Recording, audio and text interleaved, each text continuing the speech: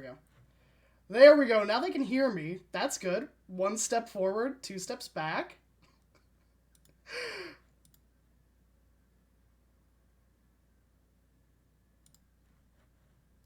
I got audio for you. There we go. Alright, there we go. For some reason, Streamlabs likes to play this game of have we updated or have we not? Where they change all of your voice and audio input settings. But, hello everybody! It has been a little while since we last touched base. How are you doing? How's your day going? Did you have a good weekend? Did you eat lots of good food? I know I did. But, besides the pleasantries, we are back with, drumroll please, Anarions Rest, our D&D 5e homebrew campaign, DM'd by yours truly. If this is your first time tuning in, welcome to Graham Crackers, the channel where we make memories with friends, whether those are playing TTRPGs, RPGs, or even just video games. But tonight, we're playing D&D. So, though my cast needs no introductions because they are all absolute celebrities, I would like to know 3 things from each of them. 1, who are they? 2, who are they playing? And 3, usually I have a good question prepared, but this week I want to hear, what is one dream your character has?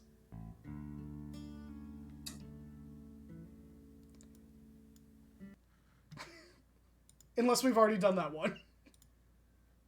Like a dream you have when you sleep at night. Oh, I meant like your overall dream, like, best case scenario for their life.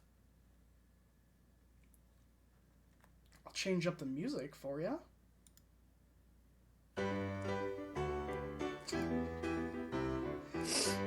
A little optimistic, I know. But we're gonna start with Rue. Oh, okay. I'm Adam, Adamus Lamas, everywhere on the internet, I believe. And I am playing Rue, the Halfling Cleric. And I'm just going to go where my mind immediately went when he said dreams. Rue has an reoccurring nightmare where they are on a table and they are just like a stuffed turkey and there's a bunch of giants eating around her.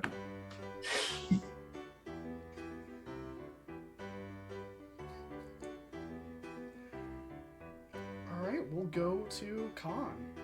Oh, hello everyone, I am Khan Founded. I am playing Golineth Laranonal, your resident rogue, stealing your hearts and all your money all at the same time. And Golineth dreams of a time when they can be free from the bonds of war and espionage and treason and just downright unlawfulness. Let's see, do they know who they are? Have they... No. Hello everyone, it's me, Kari. I am playing Karis, the Tiefling Wizard, tonight for all of you. And Karis's dreams? Dream as in best scenario outcome of this whole extravaganza is through her actions, she ensures that the Empire can no longer commit the acts that it was capable of before against the populace of the entire world, aka the crimes against nature, the crimes against humanity, like all of the above, all of those, that somehow through her actions she's able to achieve that. This notably does not include her living to see the fruit of that. That's not included in that dream. She's like, that would be nice, but I really don't think that's gonna happen. So I'm just gonna settle for that part. And then as far as like dreams she has when she's sleeping, I think frequently now she dreams of the shores of the Styx in Avernus, with unfortunate frequency, just unfortunate frequency. And then other ones where she's dreaming of more of that like black goo underneath, and things speaking to her from the goo. She doesn't really remember those dreams personally because she doesn't want to. And then of course she's got mirror dreams to just round out this whole smorgasbord of dreams. And it ranges from, oh, that was just weird, to, oh, that was awful and terrifying. I don't like that. So, them's the dreams.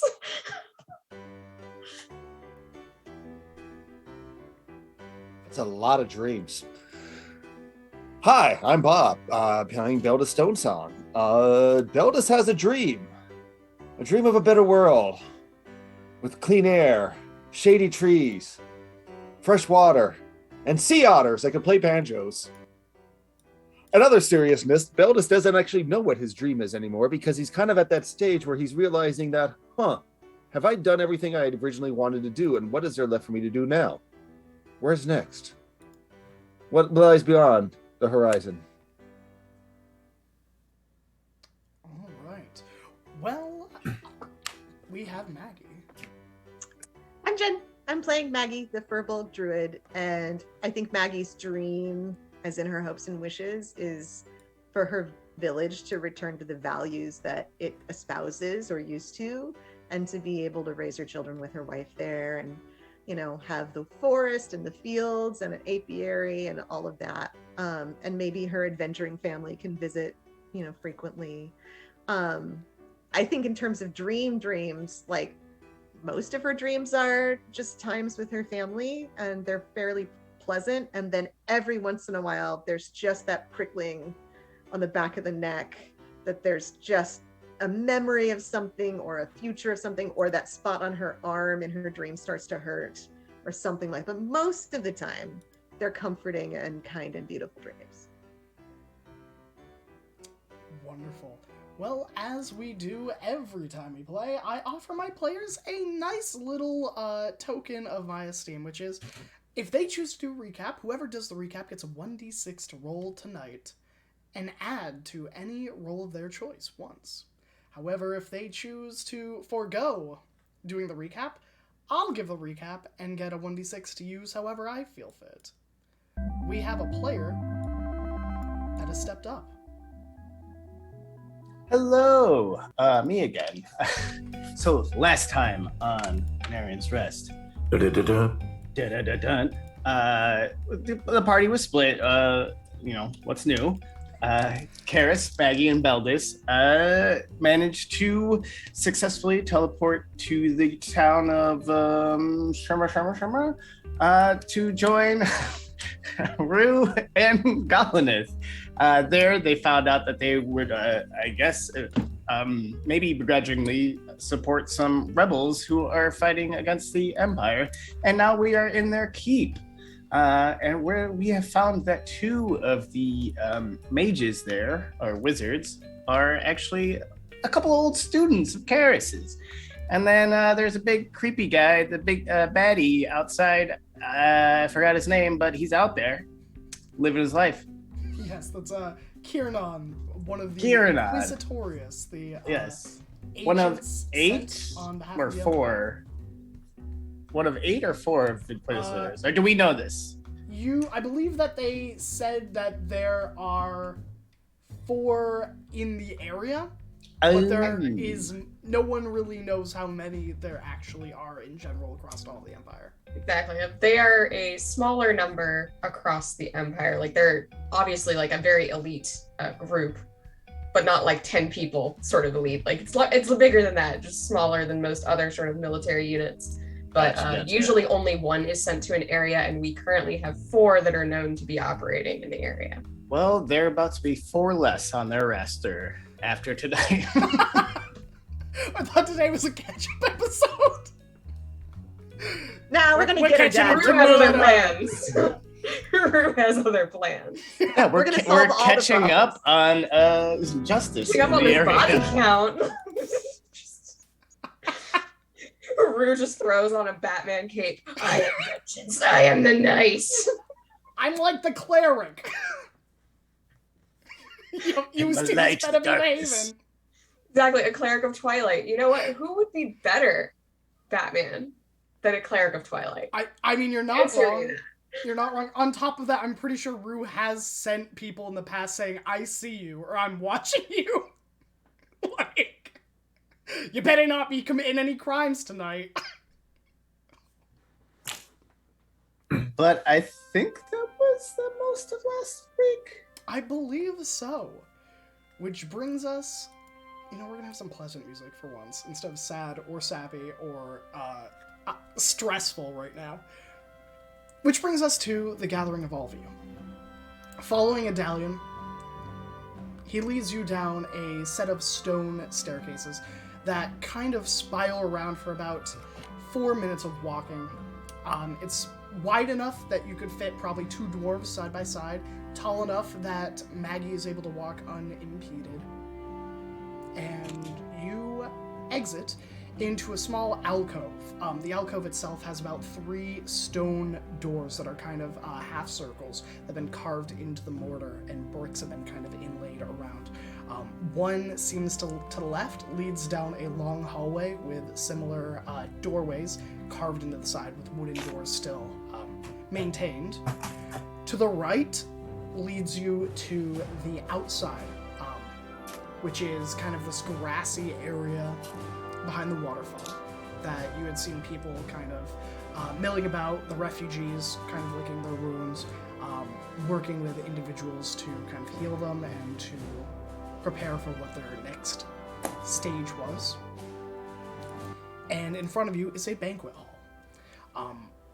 At one point, this was probably a magnificent, well-maintained banquet hall that could sit about 40 to 60 people.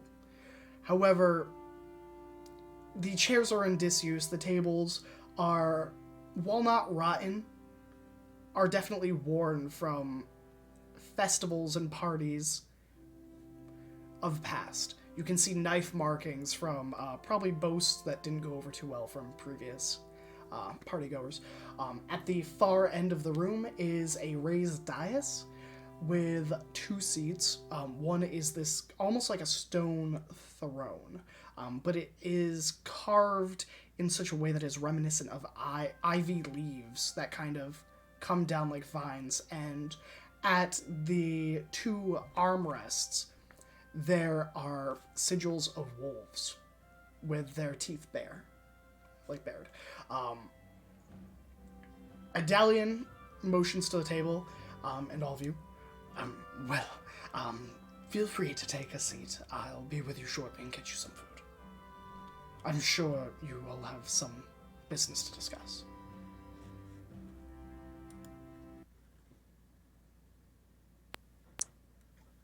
I gesture to everybody to sit and then wait until they sit down to figure out where I'm sitting. Yeah, Karis takes a seat at the end of the table. Like not the end, but like so that only one person maximum can be on her other side. Just to limit the amount of like ways she can get ganged up on, because she knows that that's a distinct possibility here, and she'd just rather avoid that. So she's gonna take a nice corner seat and set up. She does look she's holding it together. She's trying to keep a good face on, because you know what, we made it through the teleportation. Nothing bad happened. That went great. We can save all the refugees via that. She's like psyching herself up for this, because she's like got little glances going down the table towards where her students probably are figuring out what they're gonna do. She's just like waiting. Yeah, Vesix and Daxelton are like glaring daggers at you. They're up near the dais. Presumably either talking about you. You can't really hear what they're talking about, but there's like a number of looks that range from like concerned to like downright miffed at you. And then they kind of whisper to each other. They're also kind of casting glances back in the direction of the teleportation circle and how you all arrived. So it seems like there is some business mixing in with whatever they're discussing. Beldis caught on to the uneasiness that Karis is feeling and the subtle ire from up on the dais, and will take that seat next to them. And just quietly, you okay? I mean, I probably deserve it. Yeah, I'm fine. It's fine. It'll be fine. We'll handle it. It's fine. You see that she has folded her hands and is basically twiddling her thumbs in like an effort to like quell nervous energy and sort of like rocking her foot, but trying to keep it together. You also notice that Magoubliette is just sort of weaving around Karis's chair, like just going constantly sort of back and forth through the legs, as if watching out for any free ankles, honestly. Like searching, waiting, hoping that they will come just close enough. But yeah, that's sort Do of. you want to eat in peace or speak with them soon? We can just sit together, the five of us, and not. I mean, this is coming for a while at this point. It's just I should rip it off. I should just rip it off. And she's already like standing up, pushing herself up, and goes, hey guys, let's chat. Come on. Please, come sit with us. Vesix, the halfling, like looks at you and like rolls their eyes very visibly and lets out a sigh, and it's just like, it never fucking stops. It never fucking stops. And the Aarakocra, Daxelton, just goes, I mean, it can't hurt for us to talk to her. I mean, it's not like she's going to turn us into a frog again. Yeah, we'll join ya. I mean, we're all friends here, right? Right. Sure. We could hear everything you just to be clear. I just so you know, like the It's fine. sound dynamics in the room, just letting you know. Oh, well, that's okay. You've met everyone, right? If not, quick recap. This is Maggie, this is Vesix and Daxelton. Vesix, Daxelton, this is Maggie, Beldis, Rue, Golineth, and you know me. So, great, we're all caught up. And she's gonna sit down. A pleasure to meet you all. Yeah, pleasure to meet you all. Charmed. Charmed. So, we've chatted with Stabby Elf and Sassy Halfling. There is a single raised brow. You're not wrong. Essex of all people. I mean, I think we've used that description for them in the past as well, so that sounds about right. Yeah. Yeah. Mm-hmm. Yeah. Sorry, are you from Crimson Haven or? On my mother's side. Oh. Rue turns back to the table. But, sorry, I don't mean to be rude. Nicknames are my way of not getting attached to any of you. No offense, but, a lot of people die. Nope. Totally understandable, doorstop. There's like a begrudging nod. But, yeah, we'll take a seat here. Okay. I'll sit over here. And he sits, 4 seats down from any of you, and Daxelton kind of sits across the, Barn Owl Aarakocra, kind of ruffling their feathers a little bit. So, Karis,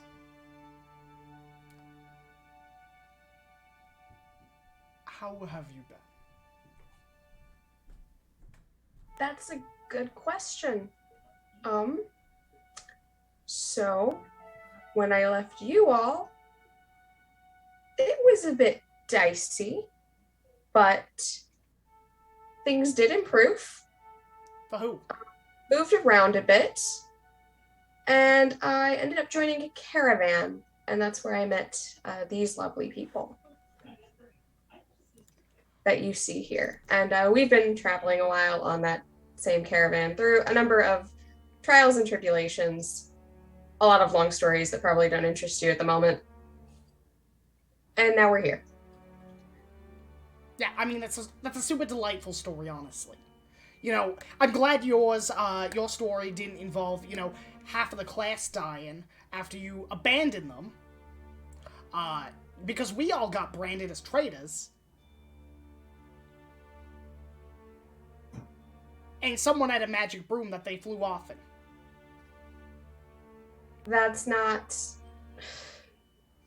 That wasn't supposed to happen. That's why I left, because that wasn't supposed to happen. They were supposed to follow me. I mean, And I told you all that you needed to be careful, that magic isn't something to just do whatever you want with. But I should have been there, and I wasn't. I made the wrong call. I'm sorry. Apology accepted. Well, you know what? We made some bad calls too, so, I'm okay with this.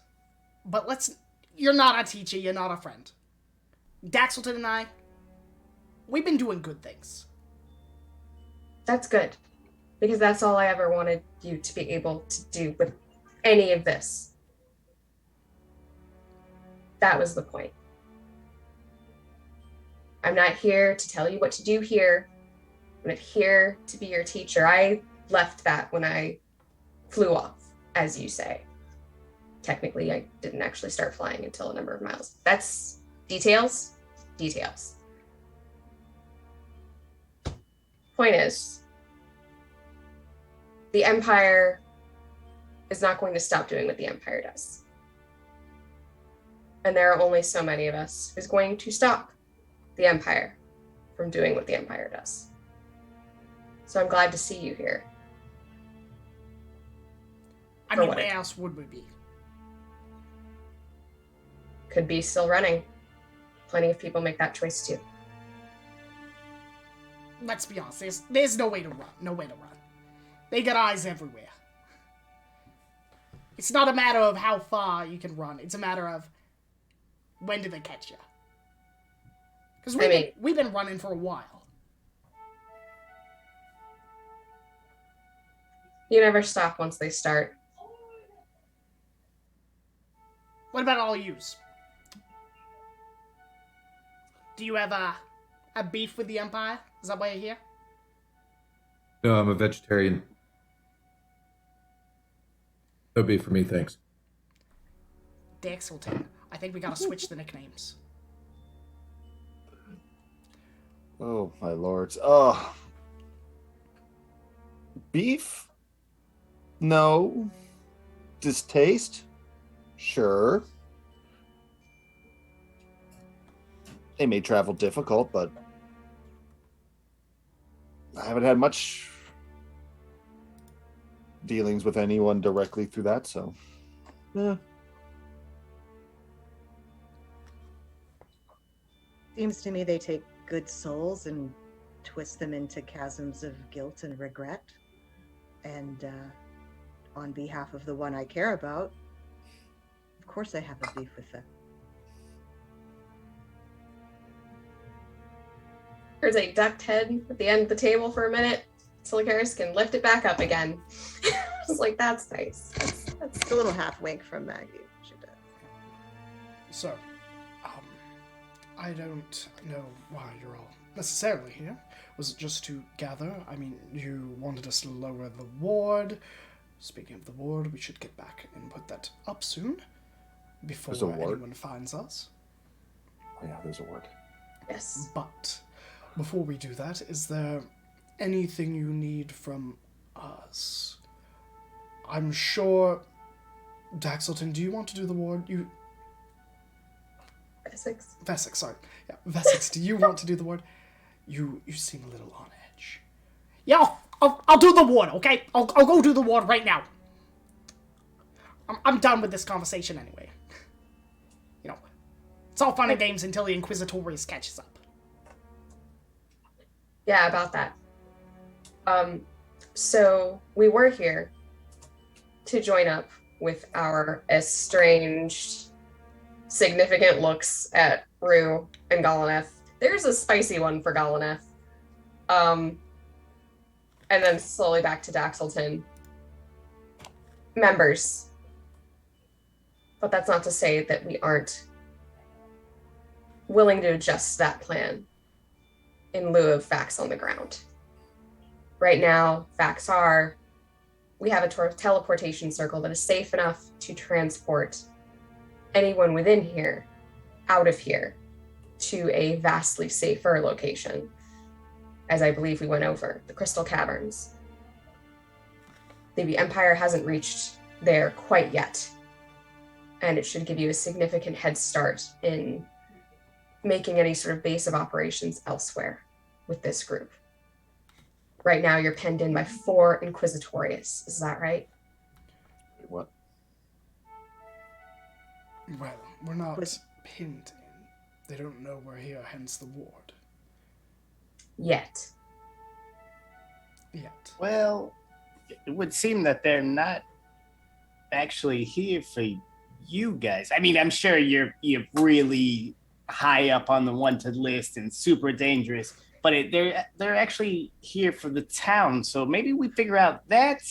No offense, actually, some offense. Yes.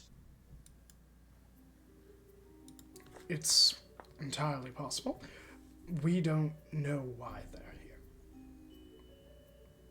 But we do know that there are refugees and rebels within the town that we work with that have been funneling people through to us.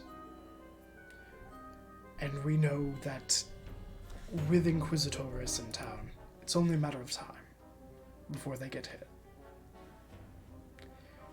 I don't imagine they're going to take prisoners. It's not. Why? Go ahead. It's not how Inquisitorius function. You don't send Inquisitorius out for prisoners. They're here to find something and eliminate anything that gets in the way of that something.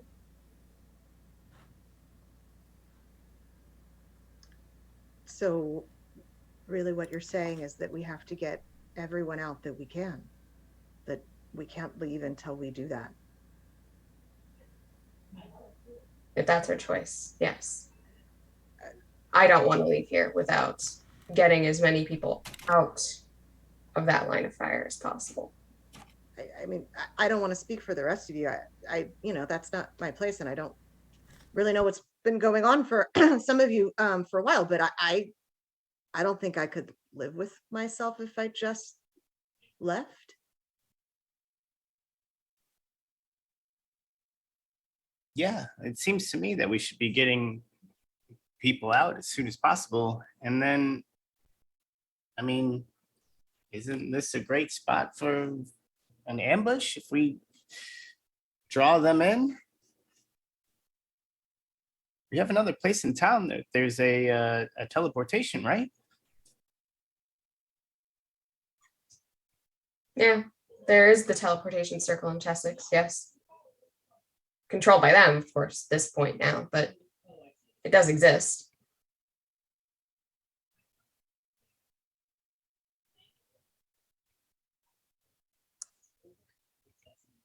Who are your contacts in the town? How many do you have still?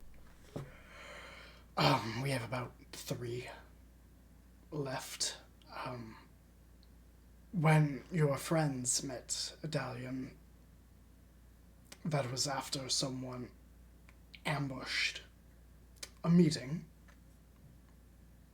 with one of our contacts. From what I understand, thanks to your friends, a lot of the refugees, if not all, got out. we only lost one. Which is good for an ambush, I suppose. It's pretty incredible for an ambush, quite honestly. How did they know where you were holding a meeting? I don't know. I've been keeping the ward up along with Vesix.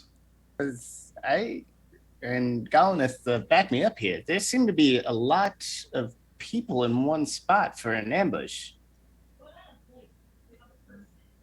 Was a lot. Seems like they might have known ahead of time where this meeting was going to be taking place. It wouldn't surprise me. The Empire have plenty of war wizards, and wizards capable of divining. It's entirely possible they scried. They're also called Inquisitorii, which sort of, I would think, implies that they're really good at asking questions and getting answers. Am I right? Yes. All it would take is a careless word. Any of those refugees could have inadvertently revealed any sort of information, despite their best efforts. They're refugees. They're not spies. They're not professional rebellion. They're just trying to leave. So I don't think that's necessarily a road that's going to get us much going down. But from what we know, the Inquisitorius wants something in this area. And we've at least set up a way for people to leave this immediate area, those that need and want to, so that they can at least get as far away as possible, as soon as possible. But whatever they're looking for, if there are 4 Inquisitorius out here, I think we should try and find it for them. If all of you could cause a distraction, it may draw their attention for us to take down the wards and begin teleporting people away.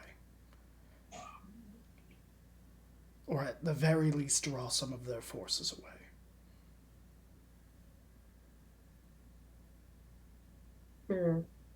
Or do you know where the Inquisitorius are staying in the town?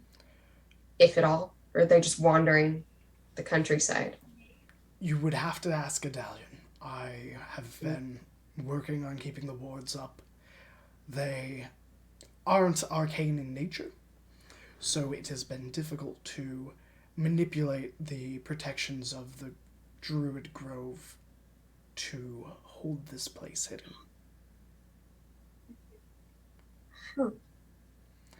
It was Vessix's idea. Of course. Vessix always was brilliant in circumventing things that probably shouldn't be circumvented.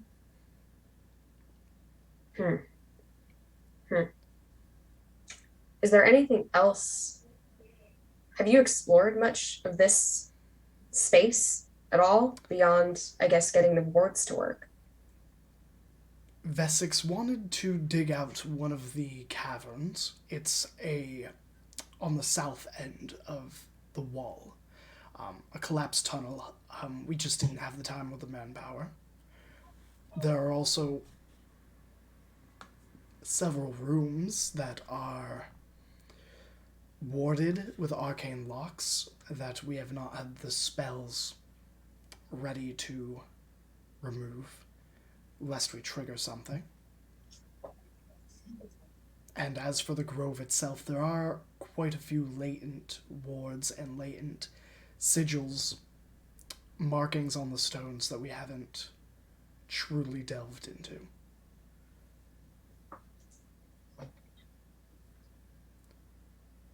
And Karis does actually physically start making note of these in her little book of things. And is the waterfall the only point of access to this keep that you know of so far? As far as I'm aware, yes. The ward not only conceals but prevents scrying, prevents detection magics. wall someone could physically go through if they knew. The waters itself are heavy when not persuaded to let people pass, which could circumvent or at the very least delay an attacking force. I am certain that there are other defenses to the Armathane keep. Simply, we don't have the manpower and I don't have the time to look for them. I mean, probably you have thought of this already, but if there are all of these wards around here and there are rooms that have like wards on them, and I mean, is this place maybe what there are 4 inquisitory-ishes here for? It's possible. It's also possible that this town runs along a ley line of magical energy, which have been used for a lot of rituals. If they were attempting something on a grand scale,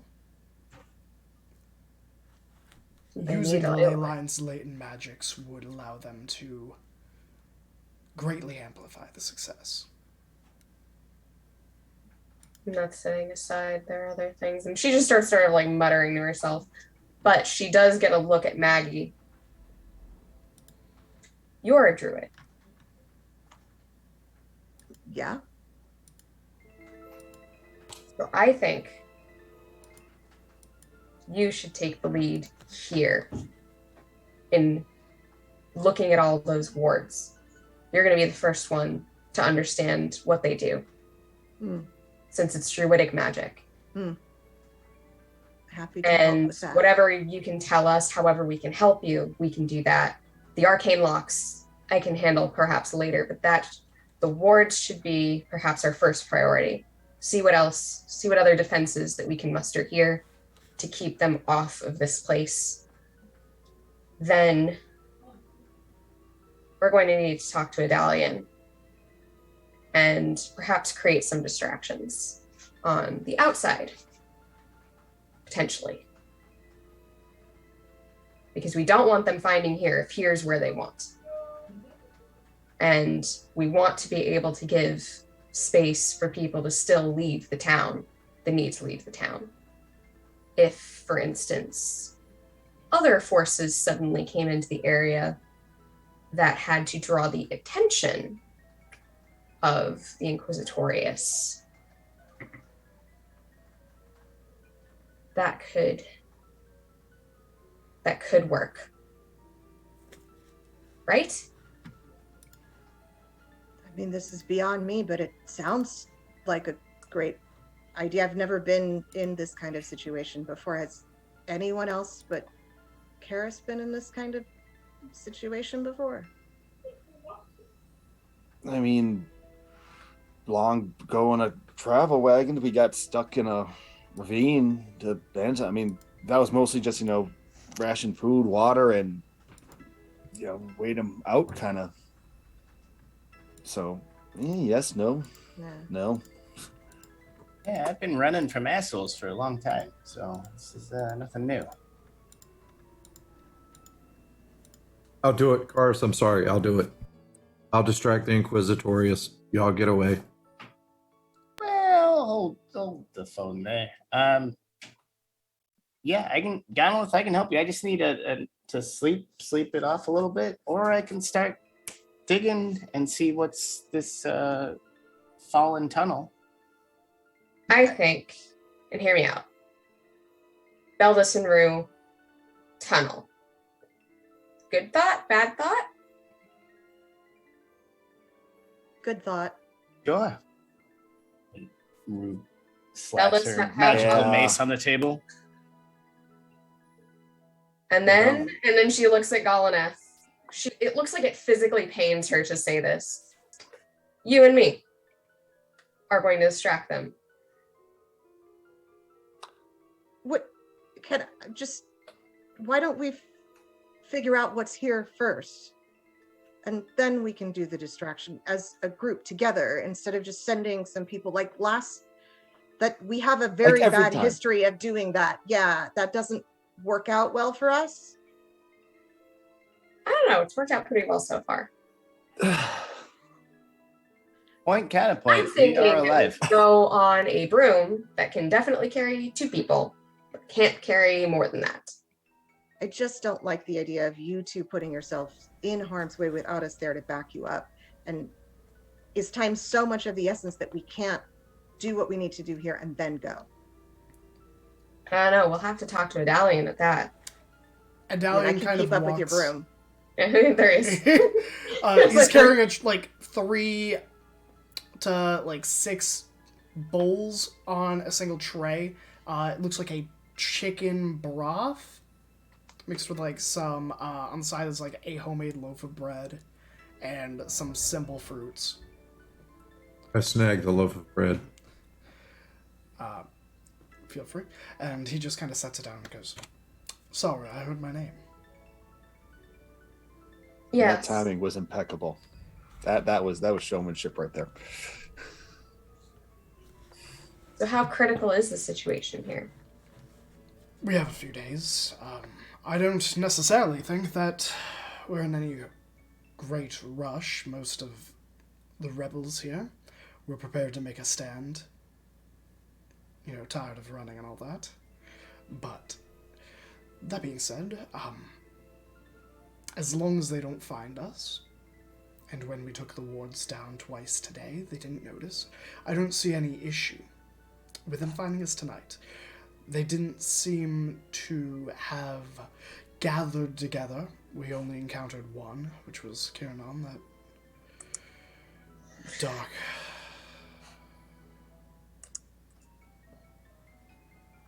Sorry, I would insult him, but to waste the words wouldn't do me any service.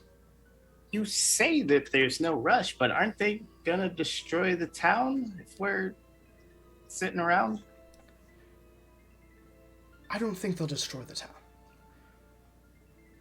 They'll still- try and subvert, firstly, turning family against family, home against home, hoping that if they aid the Inquisitores, they'll be spared whatever comes.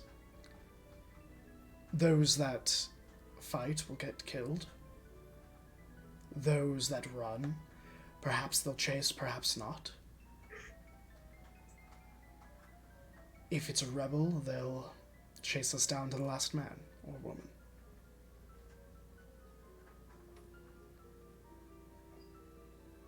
The family against family part, that kind of manipulation, it takes time. That you don't do overnight. I've seen that before. I agree. If we rush in and cause a scene, we might just aid their wants and desires.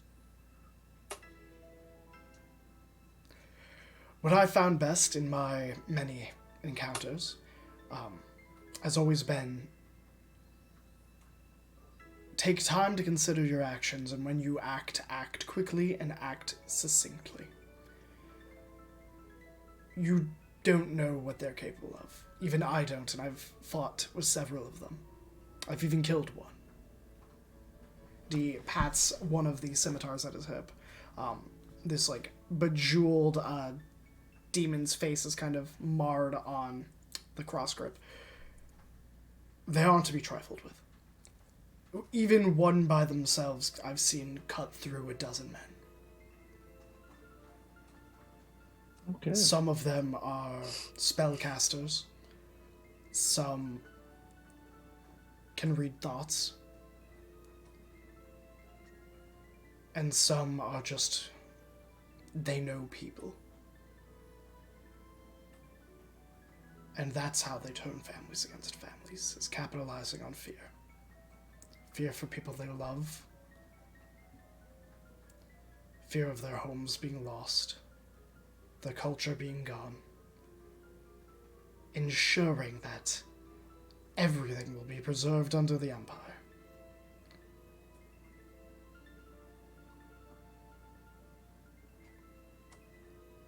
I will back you however I can, whether personally or not.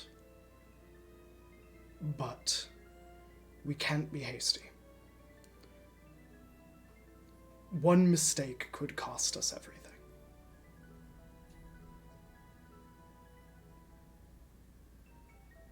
And it sounds to me like we have the time. So we'll stay here and dig in here. Figure out those arcane locks, those wards, and that tunnel. And especially if any of those things reveal what they could possibly be looking for, that'll put us in a much better situation if they do somehow get through all of that. I have no doubt, no matter what wards and what defenses we enact, they will get through it. It's just a matter of how long it takes them to. Precisely. It's a matter of time, but if we have enough time, when they get through those wards, they're not going to be facing an easy battle. Great. So when do we start sending other people out of here? Because that was talked, and last I checked, it's over there. And I'm assuming, if I remember correctly, there was like a limit to how much can like shoot through that thing to the other side in the time before it needs to recharge. 10. Yeah. Do the wards need to be down for that, or can we just get that going? No, we got to have that down. Because it's on the other side, right? Yeah. Well, I thought we had the wizards put one in the cave. You're right, you did, but they still needed the wards to be down so that it could connect magically to the other ward. Do I think that traveling through trees would require also the wards to be down? Roll me, make me a case. What do you think would be the... I think because it's a druid grove, they would have probably given themselves an out to be able to do whatever the hell they wanted to. So go around and ambush people. We're going to tree jump? Okay. I frankly think that walking through trees is something that druids would have allowed themselves to be able to do. Roll me a nature check or a religion check. First roll of the night. Woo! Bring number, no whammy, no whammy. I rolled an 18, 23. Oh, yeah! So, it's entirely likely that you could, in theory, do that.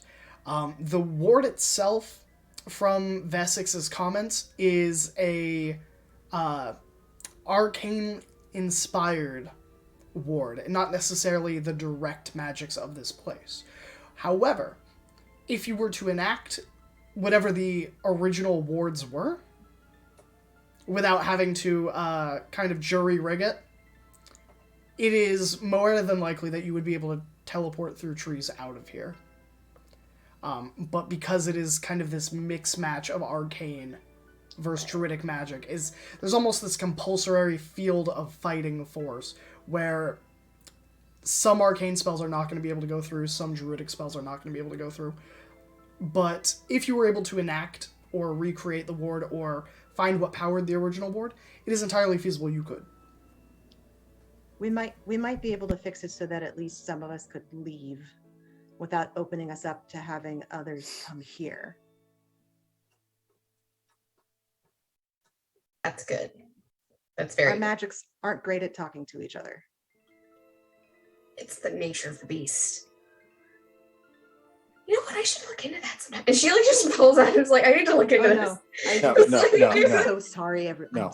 It's like, I need to look into this sometime. Why is that? My bad. It's like mimes working with opera singers. It kind of works, but it doesn't cross over well. Yeah. Gotcha. Yeah, later. That's a later thing. She looks longingly at the page. She says, later thing. You know, I don't know if you were told today, but your friends Rue and Golanath saved myself and many others' lives. Yeah. Doesn't surprise me at all.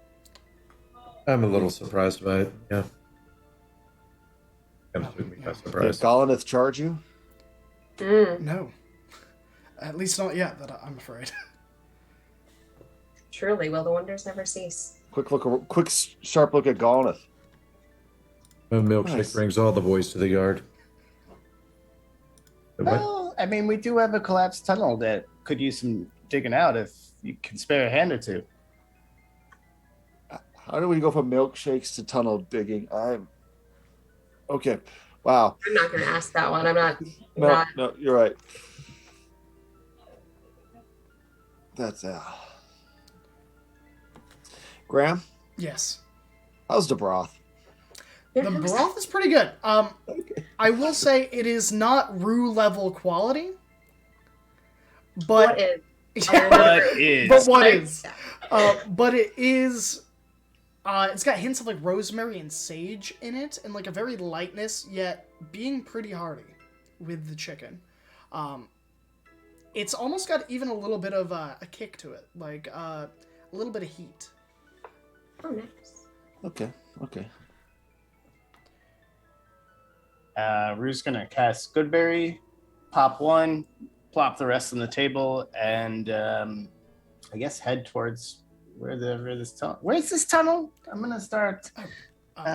You want to go? Then I can show you if you'd like, or I can find someone to show you. Yeah, I mean, it's your barbecue. I'm unfamiliar with the term, but who else is coming? Is it just the two of us, or? I stand up quickly, like stumbling over the chair, and immediately follow Rue. Eldest, are you going to help them? Yeah, I might as well. The last time the two of them were alone, you know. That's what I'm thinking as well. Yeah. Thanks. Yeah. I hate to leave them alone because I fear they may take off again. Yeah. Exactly. Yeah. I'm not whispering this, by the way. We can still hear you. They're down the hallway. We can still hear you. And he's like, I know. I take the loaf of bread with me, by the way. All right, noted. You have one loaf of bread. You've acquired. In Put my that inventory. in the inventory. I'm doing it. All right. Well, that's All right. Adalion will look at Karis and Maggie. Is there anything I can show you once I come back, or that you I'll want me work to- on the wards. Mm-hmm. Wonderful. I'm sure Vesix and Daxelton will be so happy. Actually, I don't think I've ever seen either of them happy. Well, they can be polite so long as I'm around working on the wards for them. How's that? If any of them give you sass, let me know and I will whip them into shape. I'll let you know. Thank you. We may be desperate, but that doesn't mean we're desperate for manners. Well put. Well, looks like they've already run off. Take a right down the hall. He starts like chasing after Ruin Golanath and Beldis. And we're gonna take a quick break. So let's say a 10-minute break, and then we'll pick back up. okay. All right, everybody, we shall see you soon. Loaf of bread. Where do I?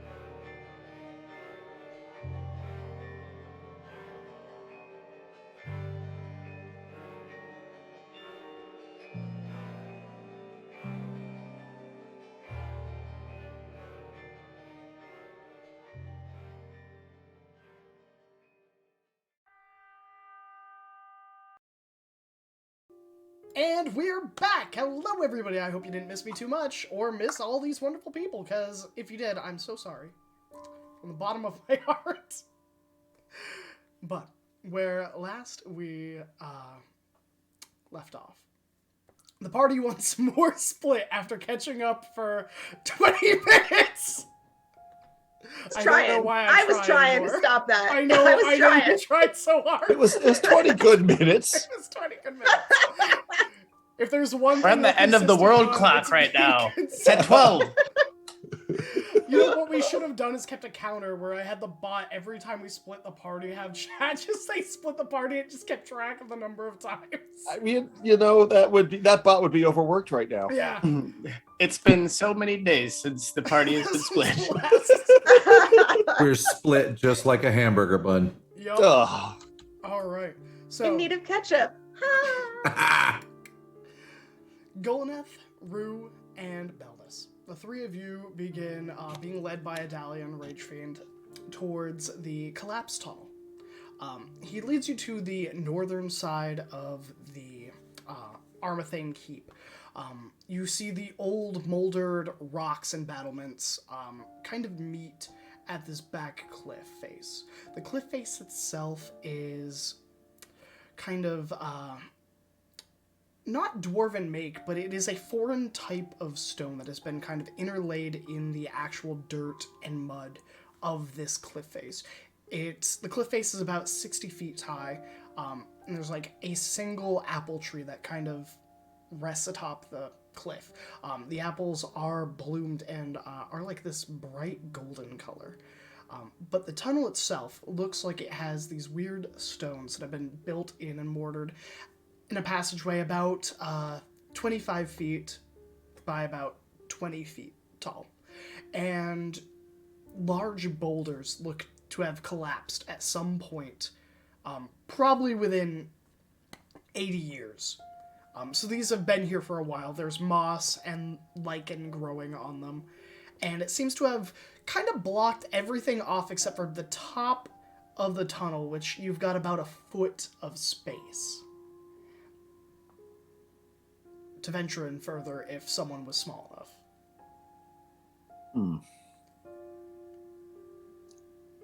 Eldis, you want to go or should I go?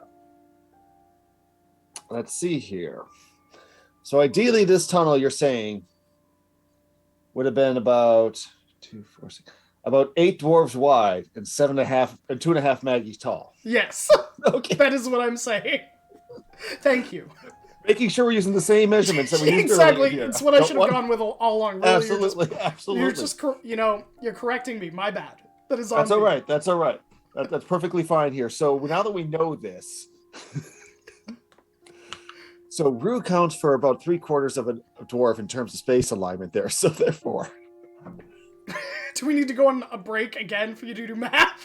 oh, absolutely. if No, A he's- squared I plus get like B a whiteboard and be like doing like If A squared plus B squared equals Rue squared, That's what number does B squared need to be? He really is on a roll, though. Aha! Uh, I'm glad you got a rise out of that.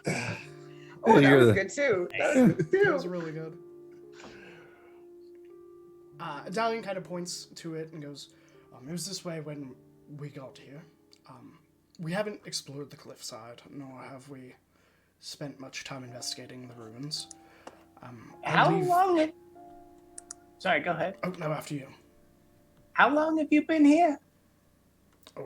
Week and a half, 2 weeks, max. Golanath, would you... Yeah, never mind. Okay. Right. All right. Stab him? No, Oh.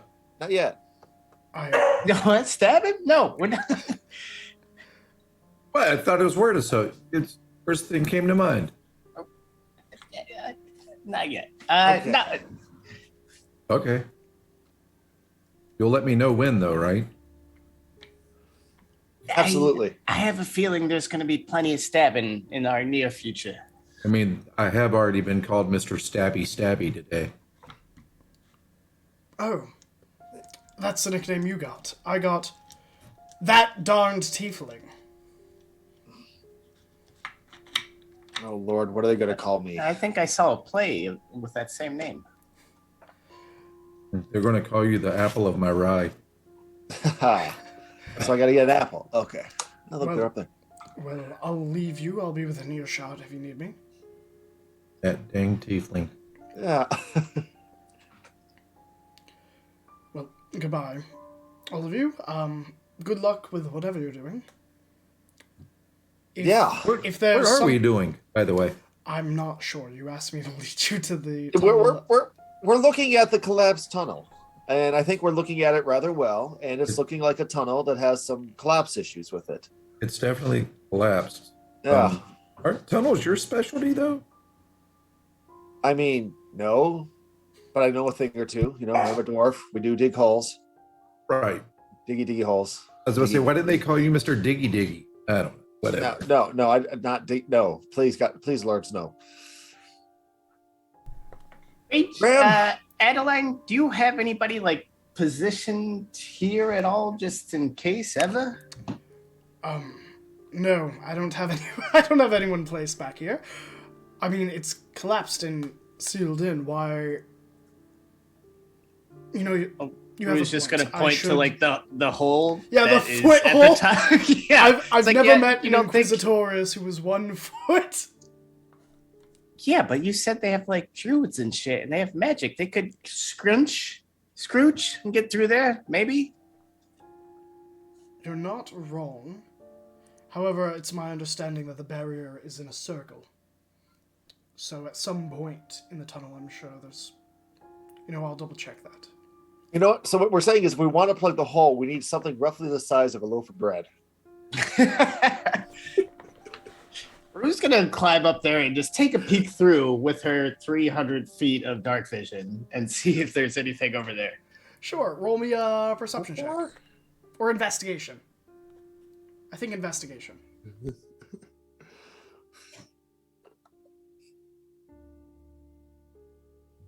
Not terrible. 18. 18. Let's see. You take a look through this. Do you climb all the way up to like that 1 foot gap? Oh yeah, she's gonna scramble up there. Okay. As you kind of peer in, you see the collapse is about 20 feet in. You're kind of standing on the precipice, but it kind of slopes downward and stops. Almost like some of the rock was kind of molded and pushed to seal. But the vast majority of it does look like it was caused naturally, to some degree. Taking a look a little bit further down the tunnel, you see these strange, ornate bricks. They are not of elven make. They are not familiar to any of the Fey bricks you may have walked upon while in the Feywild. They're not dwarvish. They are something you don't recognize. They are this tinged bronze color, and not that dark vision gives you color, but enjoy. And Shades of gray. There's color in there. everything is gray. But in the tunnel, there does look to be the remnants of a long rotted cart. You see like the moldered wagon wheel of like this petrified wood and this individual skeleton that has been left undisturbed. It looks roughly human in size, but next to it, you, with an 18, you pick up the glint of a metal resting about arm's reach of the skeleton. It looks like at one point it was probably in their hand. Yeah. All right. Hey, gang. There's a lot of stonework that I, for one, definitely don't recognize. Maybe Beldis, you do. Colin, perhaps you've been around a while. And there's a dead guy or dead person, dead thing back in there with some type of weapon or a staff or something nearby. Freshly dead or long dead? long dead. Okay. It's bones. I might try to squeeze through. Did it Thoughts? look valuable? I mean, it's glinting I don't know. Who knows? I'm already climbing up. Oh, okay. And a point of interest, part of this was a natural cave-in, and then the rest, it was smushed up. So Wait, smush from what side? Are we on the smush side or the other side smush it out? that's a great question. With an 18, no idea. That is a great question. Okay. That I have no clue. That's we're establishing questions. We're finding purposes for being here. Rue's gonna cast Unseen Servant to just start taking out small rocks if possible. Easy enough. And to then they're gonna try to squeeze through the tunnel or squeeze through the foot hole. roll me an athletics check. Oh, are you sure? Yeah. Not a survival check, perchance? No. Oh, Nope. Not this time. 2 gold, they get stuck. I will tell you this: the DC is a 16. Well, that's not it. It's a 12. Do you want to add your 1d6? Oh shit! Yeah, maybe.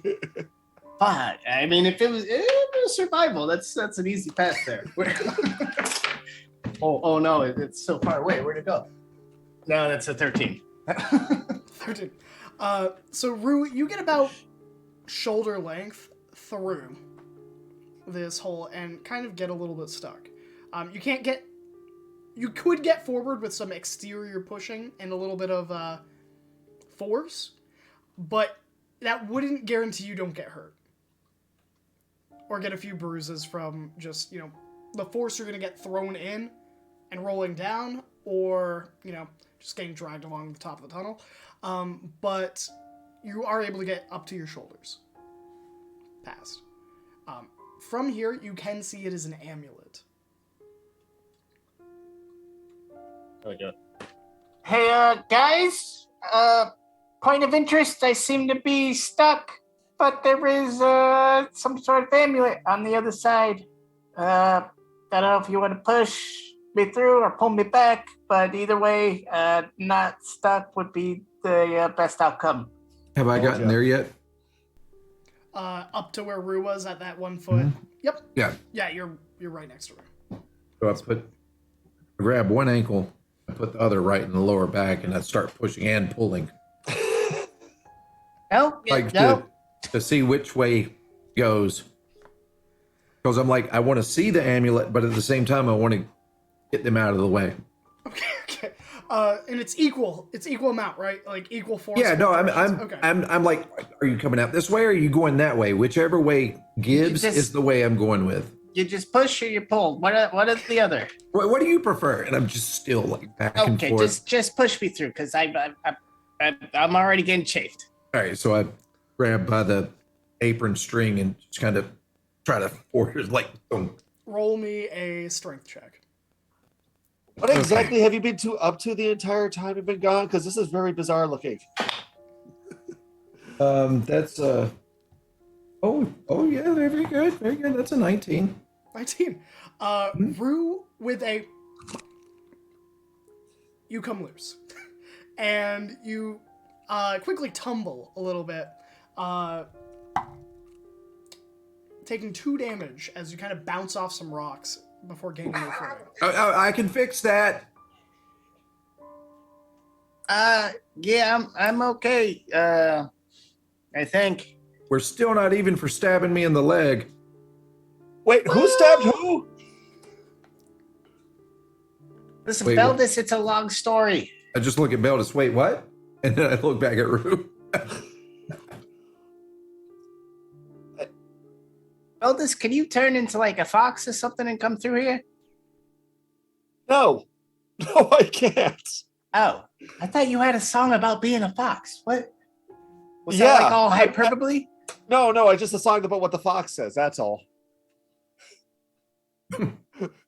Yip, yip, yip, yip, yip, yip, yip, yip. Yeah, Oh. you hear that, and then you're better at thinking. Enhance ability. Absolutely. That's what the fox says. It makes you cunning. It's. Oh. What does the fox say? Once Rue gets clear, I do look through the holo to see what I can see, and Sure. can I see anything different? Roll me a perception check.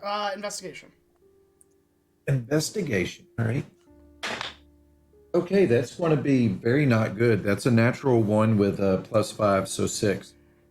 You see Rue, and you see like a cloud of dust that Rue has kind of sprung up, having bounced off a few of the rocks.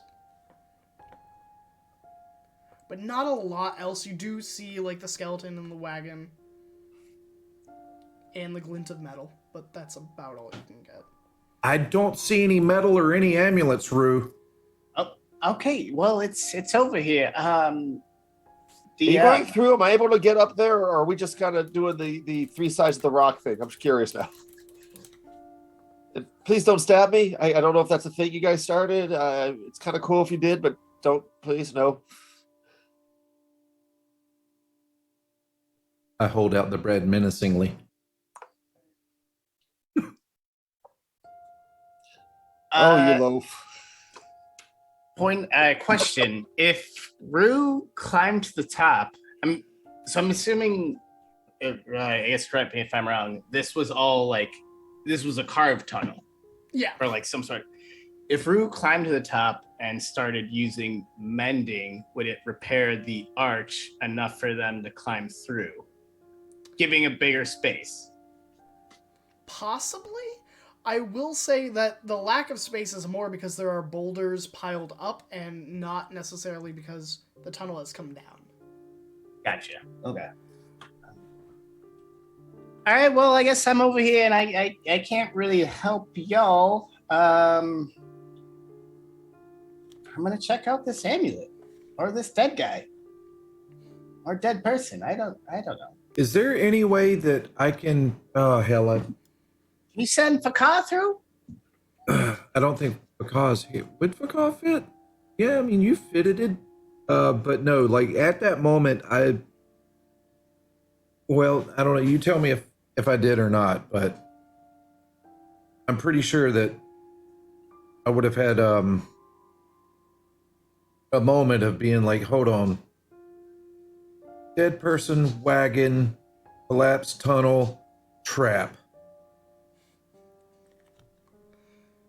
Is there any way that I could scan the room, like specifically looking for any trip wires, pitfalls, out of place things, or anything? Check.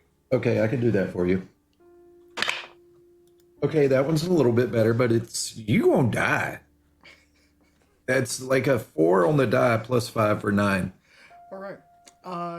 You don't see any pitfalls, tripwires, any, small divots in the side of the tunnel that, spears or the like could kind of shoot out of. But you do have a general sense of uneasiness. Oh yeah, no, the Galaneth sense is tingling. The what? Wait, Don't worry about it, and I just start trying to dig because I'm like, there's danger, even though I can't figure out what it is. All right, Room. Eldest, help! Best I can. You're doing good. Thanks. Use your legs. Sparta's great. Does he cast an invincibility? No, I'm not wasting a spell on this.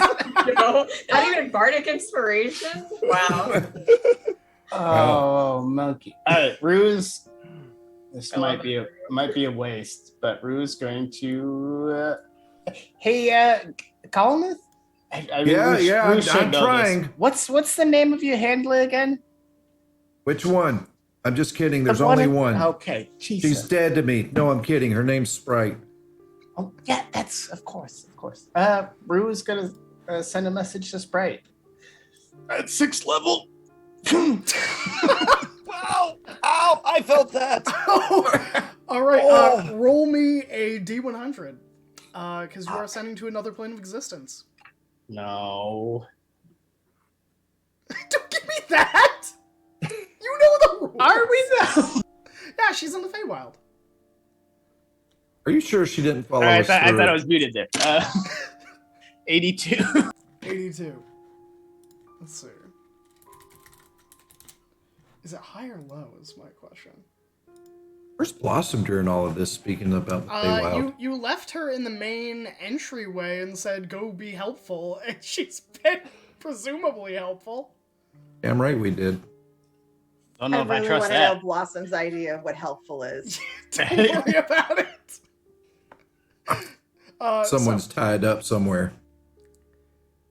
You feel your spell go off. What would you like to say?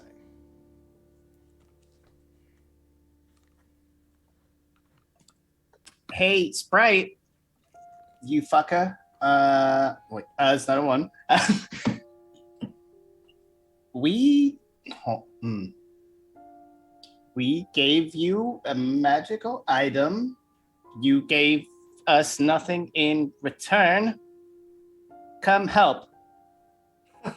Kiss, kiss. Rocks, lots of rocks. Here.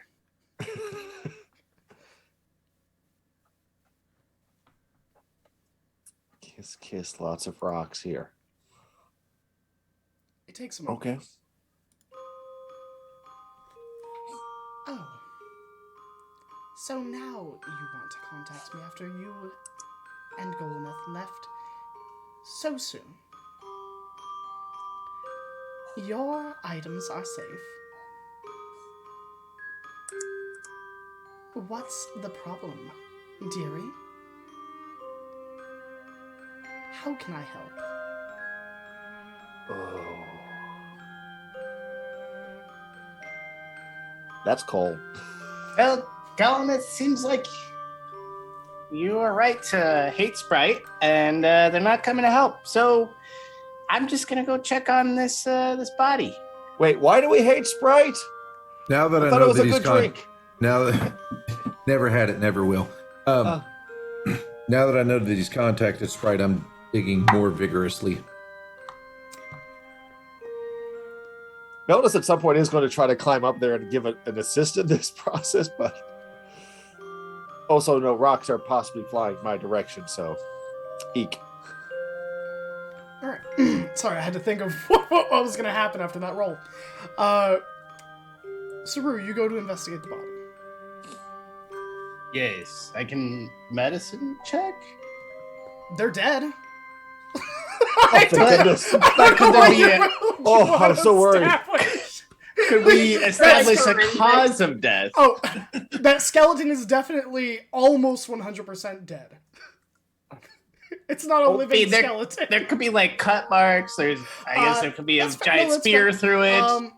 There doesn't look to be any weapons that look to have killed this individual. But just on a glance, it doesn't look like the bones are nicked in any way, at least the ones that remain. Inside, in the right hand, there's the clasped silver necklace portion of a amulet. The amulet's like a circular silver emblem with a howling wolf engraved on it. The hand itself does have 2 rings. Oh. Anything else of note? Upon closer examination, this is a elven individual. Or was a elven individual. Alright, Rue is gonna call it, "Hey, chef!" And her invisible friend comes down, unseen servant. Go ahead and pick up that amulet and bring it to Maggie or Karis. Actually, we may need to call them closer because I don't think you can go that far. And we got a dead elf in here. Sorry, Golnath. It's the pointy ear bones, you can tell. And I just kind of Wait, elves have ear bones? it looks like it. And Rue is going to try and remove the rings. All right. As you go to remove the rings, the hand crumbles, and they come free in your hand easily enough. One is a silver band that is just simple, unadorned, and the other one is a ironwood band. It is made of wood, but it is as strong as iron. And in Elvish, something is written on the band itself.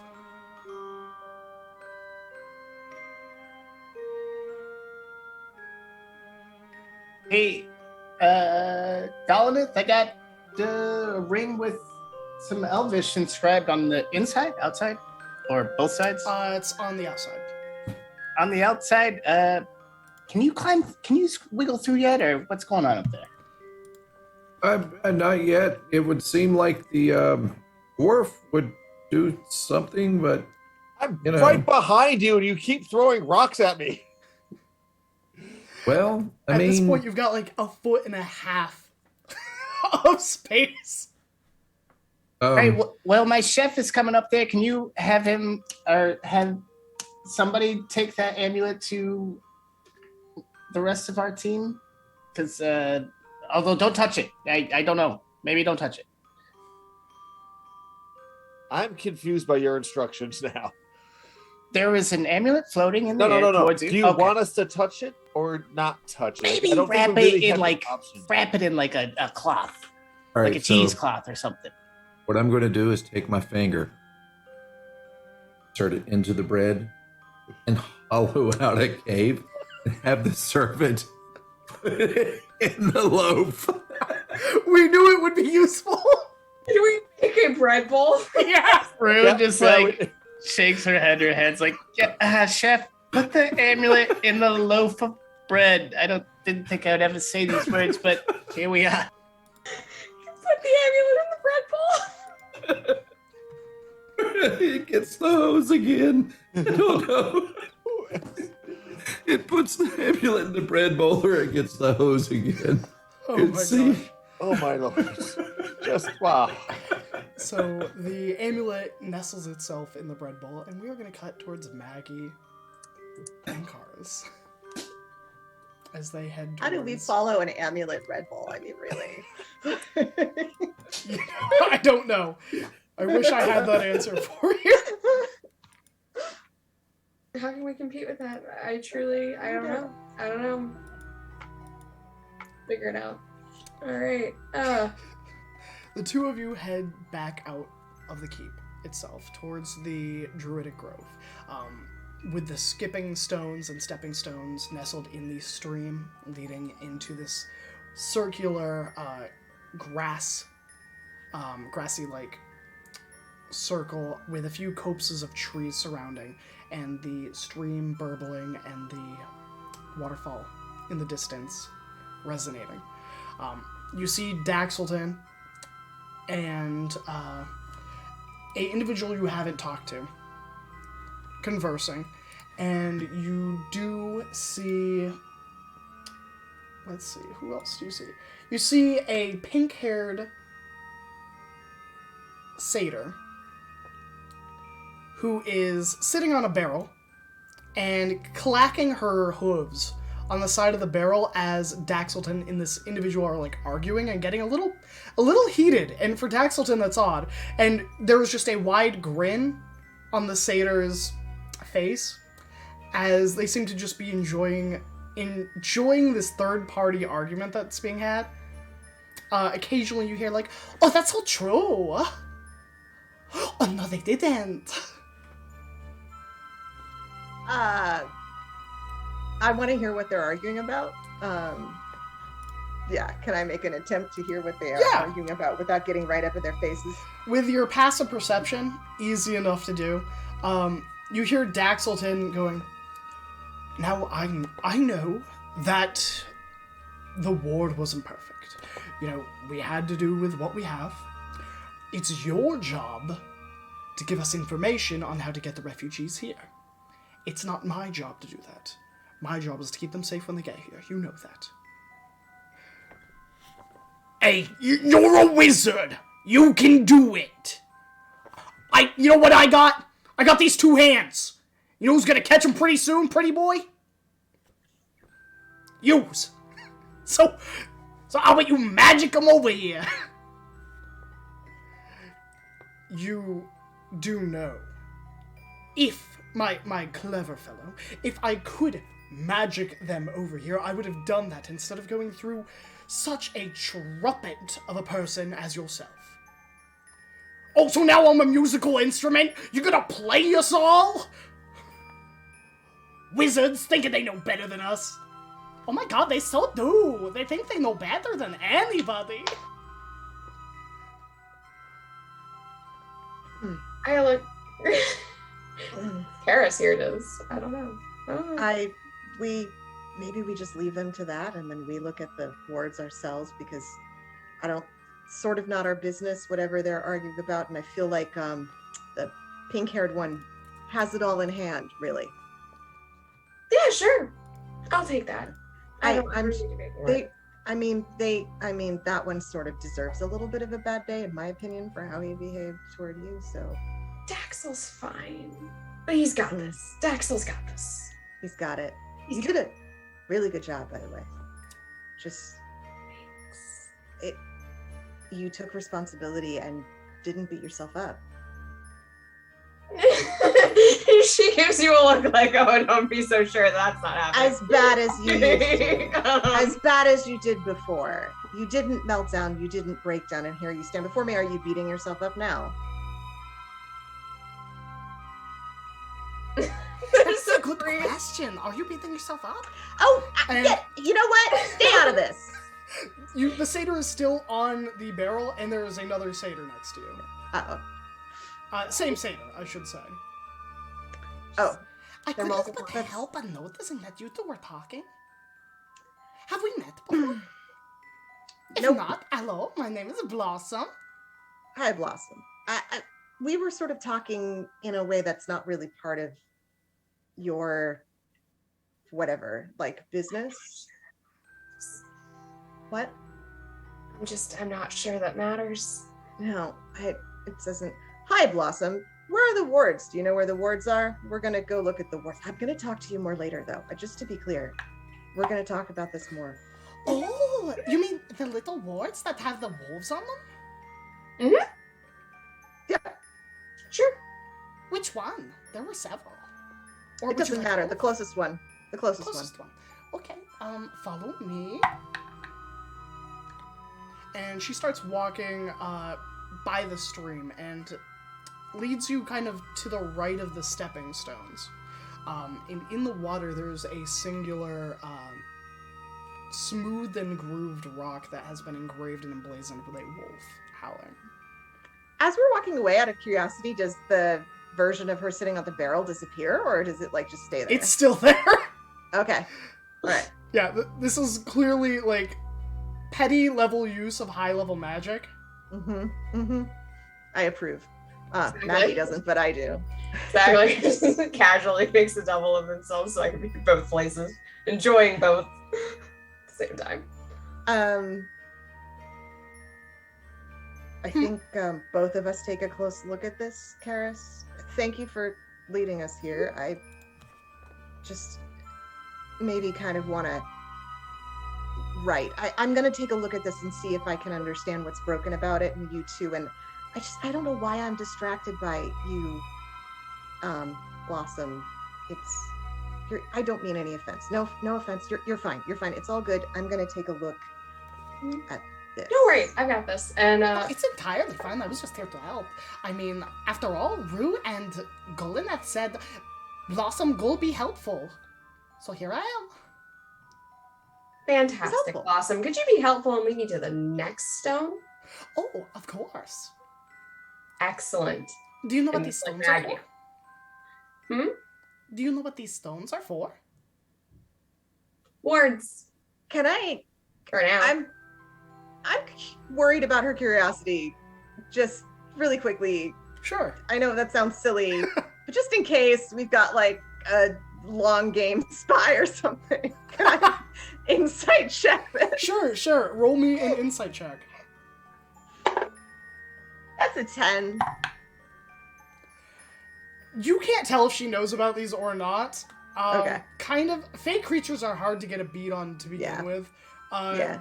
Is what could be world critical information may be like nuanced, like not really important to a fake creature that's like, oh yeah, they were wearing an orange shirt. Yeah. Yep. So Blossom is just difficult to get a read on.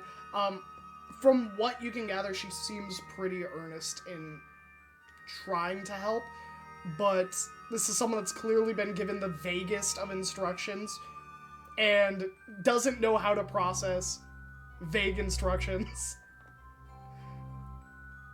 Got it. Then I'll go up to the stone and inspect the one here. Exactly. Presumably, like, these are fairly close together. That's at least the implication. Yeah, they're about 20 feet apart. Yeah, so, like, so we Blossom will lead together. you to the 4 that she has found. Mhm. As Maggie is investigating this original one, she'll just kind of point out, that's all I found so far. Excellent.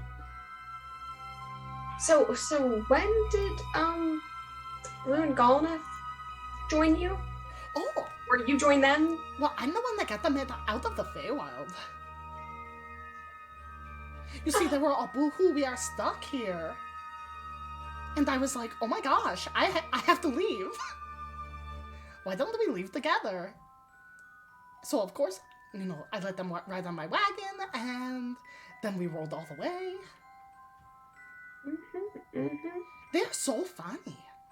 Golneth is always, can I stab the Blossom? And the Rue's like, ha ha ha, I will tell you when I want. And the Karis is just like taking this in. But that's okay. I know, I get the feeling that they have a good heart. Sometimes this reminds me of the time that they met the caterpillar that could talk. And the caterpillar said that, inside of every ugly caterpillar is a beautiful butterfly. But my question is, what if the butterfly isn't beautiful? Does that mean that they were a cute caterpillar? Truly, I don't know. I couldn't say. Maggie. Exactly. Basically, Karis is going to be inspecting the rock of hers while she just sort of leads Blossom to just chatter at her because from Maggie's perspective, she took one for the team. Honestly, Karis is like, this is great. Like, my mind is blank right now. I can't actually process anything because I've just got this nice screen going on. It's like meditation as I just stare at this rock for a while. So she's just gonna do that.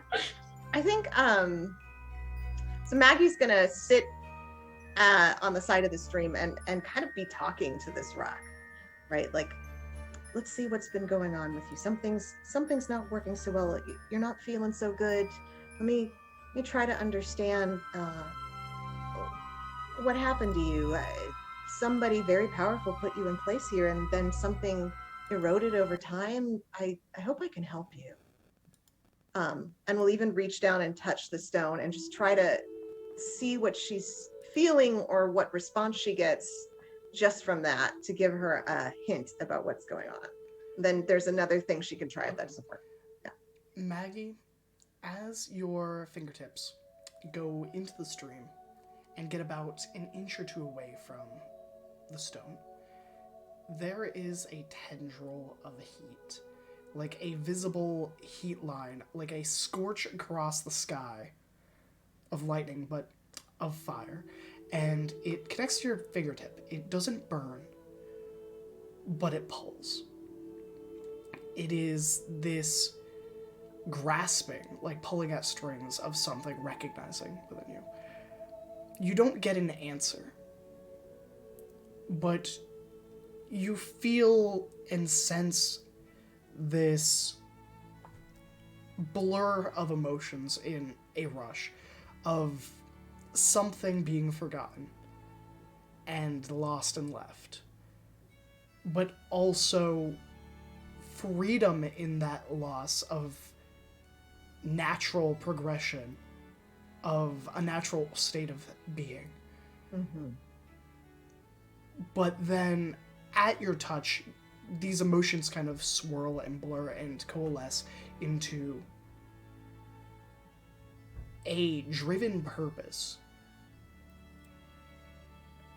And you kind of feel like a little bit reinvigorated, but there's no corresponding voice, no vision. Just this kind of intuition that kind of hits you all at once. I'm gonna let it pull me. If it's tugging at me, I'm gonna follow what it tugs and let it pull my arm deeper into the stream. And just say, you were forgotten, but I'll remember you. I'll leave you to your own, but I'll remember you. I hope you can help us in return.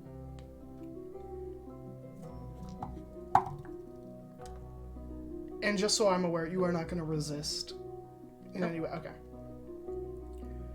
You follow At least that not tug. at this stage. Yeah. You follow the tug, and you feel it pulling you into the stream. It is not a vicious or violent tug. This is a pull. And it tugs you one step at a time into the stream towards it. And as you kind of step into the water, it begins to bubble and churn and foam in your wake. The waters begin to rise from ankle deep to waist deep, stopping at about your midriff. And as you kind of stand there, the waters begin to swirl around you and begin to almost form a whirlpool. And you feel pulled into almost a vision. It is hard to describe where reality stops and dreams begin, as this world kind of pulls askew in your vision. And in front of you is this verdant green field. The keep is smaller than it is today. It is being built. There are the mortars being constructed. And there is a golden leafed tree with the whitest trunk in the center of this druid circle. The circles are still there, the stream, the walking stones, but there is a pedestal next to the tree with a crown of leaves that glitter like the harvest wheat in the late summer sun. And in front of it is a plaque written in a language you do not comprehend. And around you, there are several other individuals.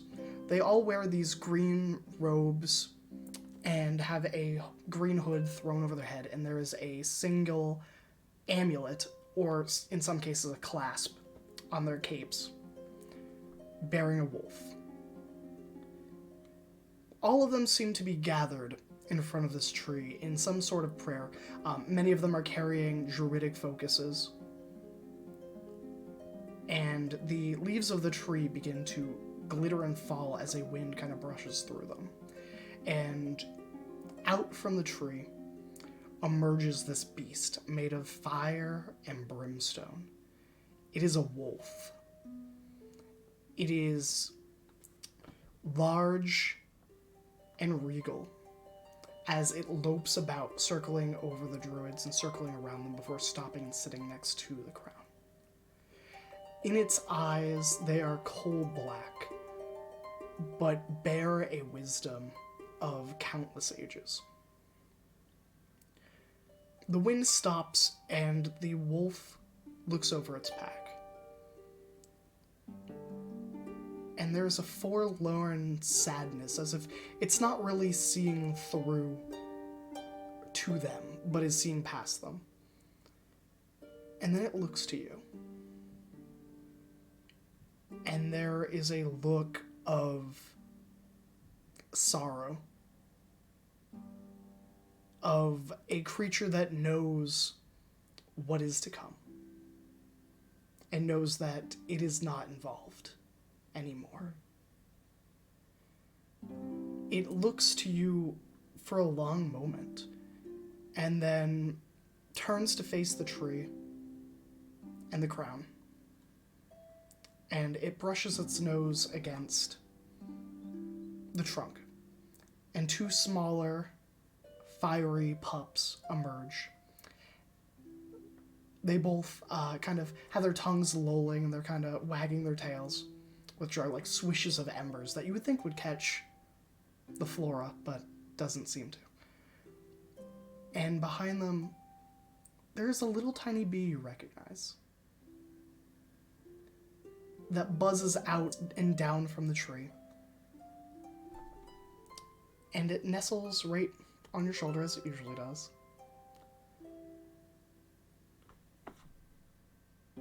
And the only word you hear as this vision ends is, "They stole it."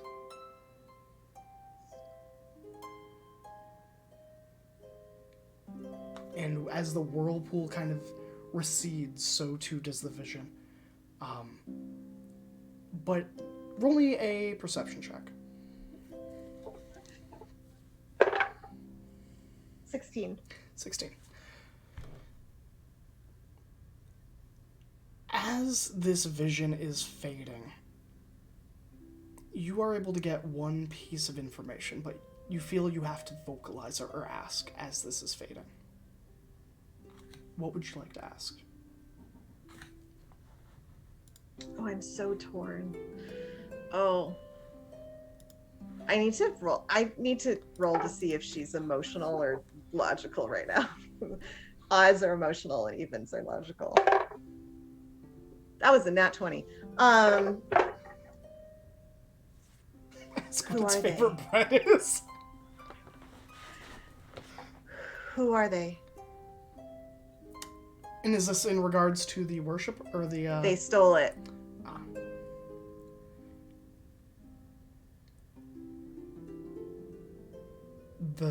The sons and daughters of gods.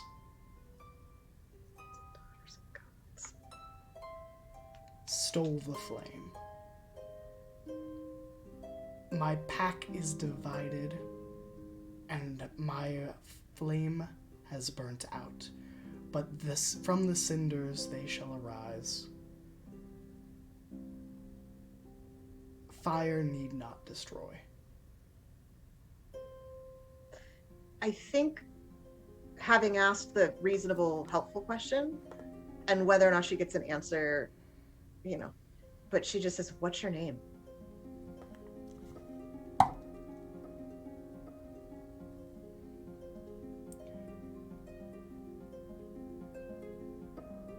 You do get an answer. As it fades, all three wolves kind of almost unnaturally turn their heads at the same time to look at you. The ever-burnt wolf. I won't forget. I'll find it, whatever it is. And with that, the waters kind of recede, and the stone, that little heat line of energy just trickles back in, and you see a small little crack form, as if this last vestige of some power stored in that individual stone has been flickered out. Oh dear. Well, that was helpful and also costly. Oh dear. Karis, mixed results here. Did you see the stream get all big or was that just in my head? Question to Grant. Was That is a good question. Karis would see the water kind of swirling a little unnaturally, but to Karis, you were just kind of standing there. Is my dress wet or dry? Dry. Right. So, I talked to the stone, Okay. and it talked back, and then it broke. Okay. So I don't know if it's good or bad, but there's some piece missing here. Something was taken from this place, and I think that's why the ward doesn't work on its own magic. Mhm. So what could have been taken? I think it's a crown of leaves. The throne where the banquet table was, there were leaves. Right. Was it, Graham? Was it a similar pattern? The leaves Yeah. of the throne. Yeah. Yes. Same. The only other thing that isn't here that was here in the dream was the giant tree that is not located where you are standing anymore. Right. And I haven't seen a giant tree like at all on these grounds. Yeah. Not that you can remember. But it also doesn't look like it was cut down at any point, because you would definitely see the remnants of a trunk. Right. Exactly, like It just something looks that like large. the tree went elsewhere, or I don't know if trees can walk. Change of scenery. Yeah. The tree just said, I'm gonna go on holiday. Yeah, as a tree does. That seems sensible.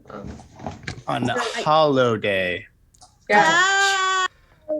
So Harris, with her handy dandy notebook, has in fact made notes of this. Good.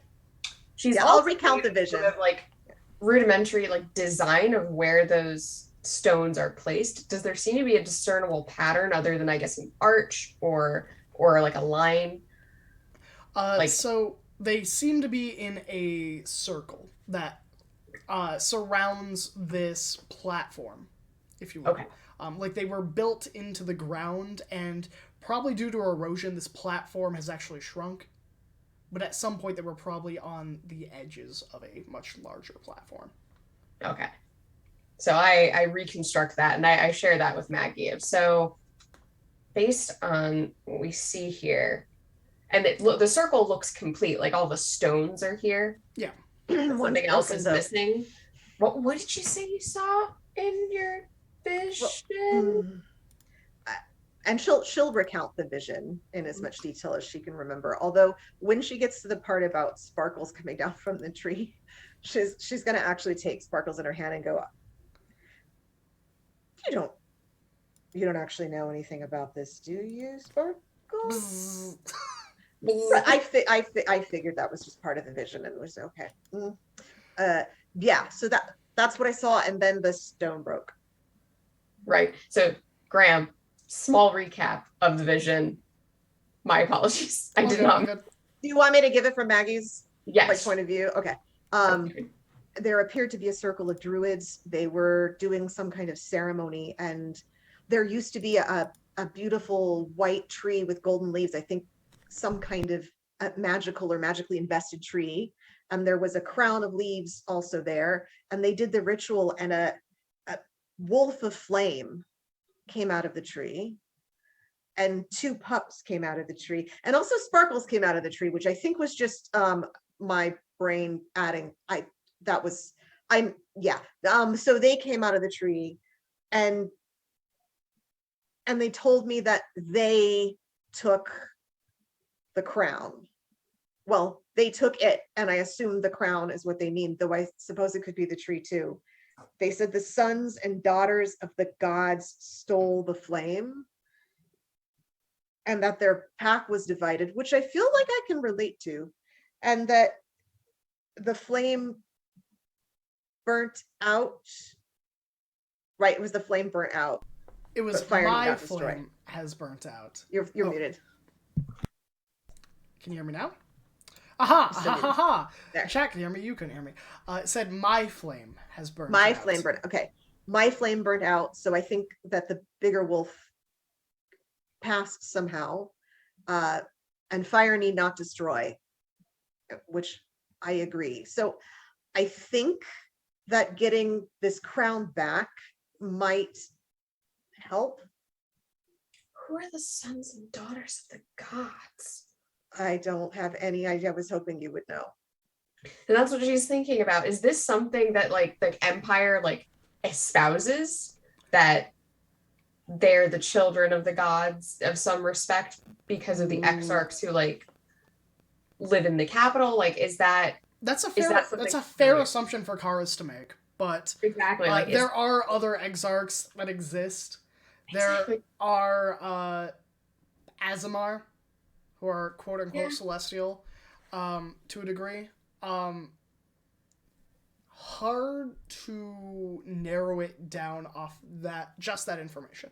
Right. But I think that, it is a reasonable expectation that the Empire, who were founded by two exarchs. Exactly. the It's like, I first thing feel like Karis that's would part of think the of. propaganda that's Yeah, pretty... It's like Karis is like, oh yeah, gods, obviously. Oh, It's yeah. about this time that you hear Goluneth coming with a bread bowl and a amulet. Fantastic. Can I make one more check before Of course. Goluna shows up? Have I ever heard of the Everburnt Wolf? Like, this feels like up my alley. Yeah, But roll me a far afield. religion check or a nature check. Let me see. That's one. Definitely a nature check. Let's do that. Yeah, 7 total. 7 total. I will let you roll it with advantage. Ooh, cool. I'm gonna pick a new die. This one has betrayed you. Not one. It didn't betray you. It didn't betray you. It was protecting you. The Everburnt Wolf. There have been stories, while you haven't heard of this creature directly, you have heard of primal entities, spirits of nature that could rival minor deities, and even greater deities for some of the most powerful. But they are few and far between, and it seems that following the cataclysm and the primal powers that made this world, the more and more people there are living in the world, the less the natural order really has control. It's hard to nail down any one creature because through the centuries they go by different names. Mm. But what you do understand is that these creatures don't die. When the land flourishes, so do they. Much like your own people. They are a natural part of Anarion.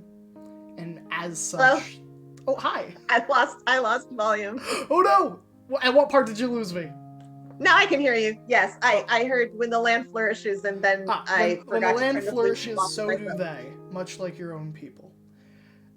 They are a natural part of Anarion, and as such can never truly stop existing. They simply go into hibernation or vanish into new wilds. Right. The only Right. way you could feasibly kill one is using its magic and its essence to power some sort of spell. Okay. It feels like an empire thing to do. Exactly. It's like maybe that's what they're looking for. Perhaps, in fact. That's unfortunate. Yeah, so as this, I guess, information is relayed, like, is that a correct assumption to make, Maggie? Hello? Maggie? What? Can you say that again? I'm so sorry. Is it a correct assumption to make that this information has been shared? Like, this is a discussion between Maggie and... Yeah. I will share that information. Thank you. Yeah, exactly. Sorry. Okay. So thinking that has been shared, Harris is going to... I think you're right. The crown is important. It's a part of this ritual. I think the tree is more of a spiritual thing.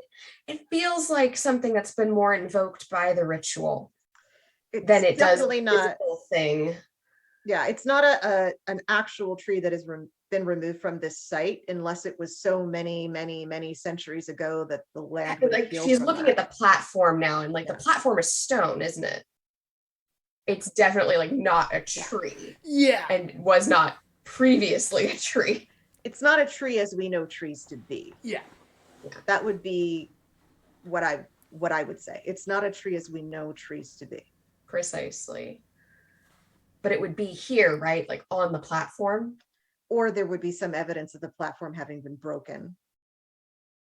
That's why I think it's part of the magic. Like it's part of the physical manifestation of the ward is that white tree and gold leaves as she's like walking around and like sort of trying to reconstruct it for herself. So they cast the magic. The tree is here. The tree represents the wards. Wards are powered. That sounds druidy to me, right? And then the fire. The fact that Sparkles was there. What sort of druid are you again? A verbal druid? What do you? I don't really understand what you're asking.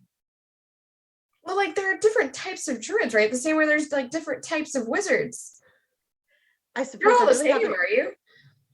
I haven't really met a lot outside of where I'm. But we're the ones who do things with fire, like Sparkles. Okay, so Right. Based on that, I want to say this druid circle was a druid circle of similar druids. Does that sound right? Because it feels right. It feels quite possible. I don't know because I don't know much about other druids. Based on the way that like visions work, at least at the very least, like divinations like this, if you start seeing pieces of yourself in it, it's usually trying to tell you that there's a similarity. There's a sympathy. Yes, sympathetic magic. That's the word I was looking for. There's a sympathetic magic at work between and this. If it's just druidism, if it's the fire, I don't know. But that's important. What I would say is, I would say it very differently. Where a tree isn't made of magic, it's a spiritual tree is made of treeness, the being or life of a tree. Mm-hmm. The creature that came out of the tree, we could say is made out of wolfness, or we could say is made out of fireness, or both. And it's sending me Sparkles to me either means that it wants to connect to me through fireness, or that it is more fire than wolf. Yes. That's where I was going with this. Yes. But that comes to the problem of the sons and daughters of the gods took the flame. Maybe Rue would know more about that. Maybe. The Empire likes to talk about how we're sons and daughters of the gods and we're all invested with the power. It's a whole spiel. I'm not going to regale it to you. It's a pretty set of words to get people to sign up. Blasphemous set of words. It's technically kind of true. There's a few sort of gods. We're told they're gods. They're the twins, and they live at the center of the capital, and they rule the empire. No one's really seen them though, so I'm not even sure that they're real. I'm pretty certain that at this point that it's all a conspiracy. So I can't verify that. But that's probably they call themselves the sons and daughters of. They call themselves the sons and daughters of gods. Kind of. That's what it amounts to. That is a clue. That's a clue. So we have that. There are also other possibilities. There are things, beings that are like me, but from the upper planes. So it could mean somebody in the area who has that sort of blood in them took the flame. It could be some other group around here that either was trying to help the druids by taking their sacred object away to be hidden. Because I feel like if the Empire was looking for this and they already had it, they wouldn't be here anymore. Right? True, unless they had it and have forgotten. Precisely. So it's either these Empire people don't have it and some other ones do, or it's a different group altogether. Or it was potentially, like hidden you're and they saying, somebody has it and they don't know what they have. it was hidden and they forgot centuries ago. There is all sorts of reasons. But the We should problem is ask. the Empire wasn't here centuries ago. The Empire only just strolled in to this area. Just Right. pushed far. But if those two are children of the gods, then they were probably around long before the Empire. Which two? The two that you say rule your land. Oh, yes, though them. Well, yeah, but they've also they've been secluded for like a century or more. Right. So they wouldn't have gone around going to get it. Or at least there's no stories that say they went around going and getting these sorts of things. So Right. at least that I remember. Admittedly, I'm not part of the church. I've never been part of the church. It's not really my scene. Understandably so, perhaps. This, I think, is very ancient. I think, because for the world here to be strong enough for such a fiery being to manifest itself, I think it's very ancient. Well, yes, the I power don't know for sure, but I think has to so. be 100% that, yes. I have a way to potentially answer this question, but we should at least ask Rue about the sons and daughters of God thing. Yes. Oh, that sounds so interesting. Yes, fascinating. And then it immediately turns to, I think Golaneth coming up with that animal. Rue and Beldis, I think about this time you probably, Yeah. if you're not investigating the tunnel, would you have come to rejoin, or? If Rue was staying, Beldis was going to stay and look at the tunnel and try to make some sense of what may or may not be there. Okay, so we will pick back up with that in a second, as Goldeth arrives with a bread bowl and an amulet. I step through the door, as I do immediately, talking Blossom, Paris, Maggie, and as soon as I see Paris, I'd go the furthest away as I can from them and straight towards Maggie, and I'm like, Rue's in a hole, I've got an amulet and a bread bowl. And then I kind of get myself behind Maggie, placing Maggie between myself and Cars. Well, So you look at him hello and there, shoulder. Goldeth.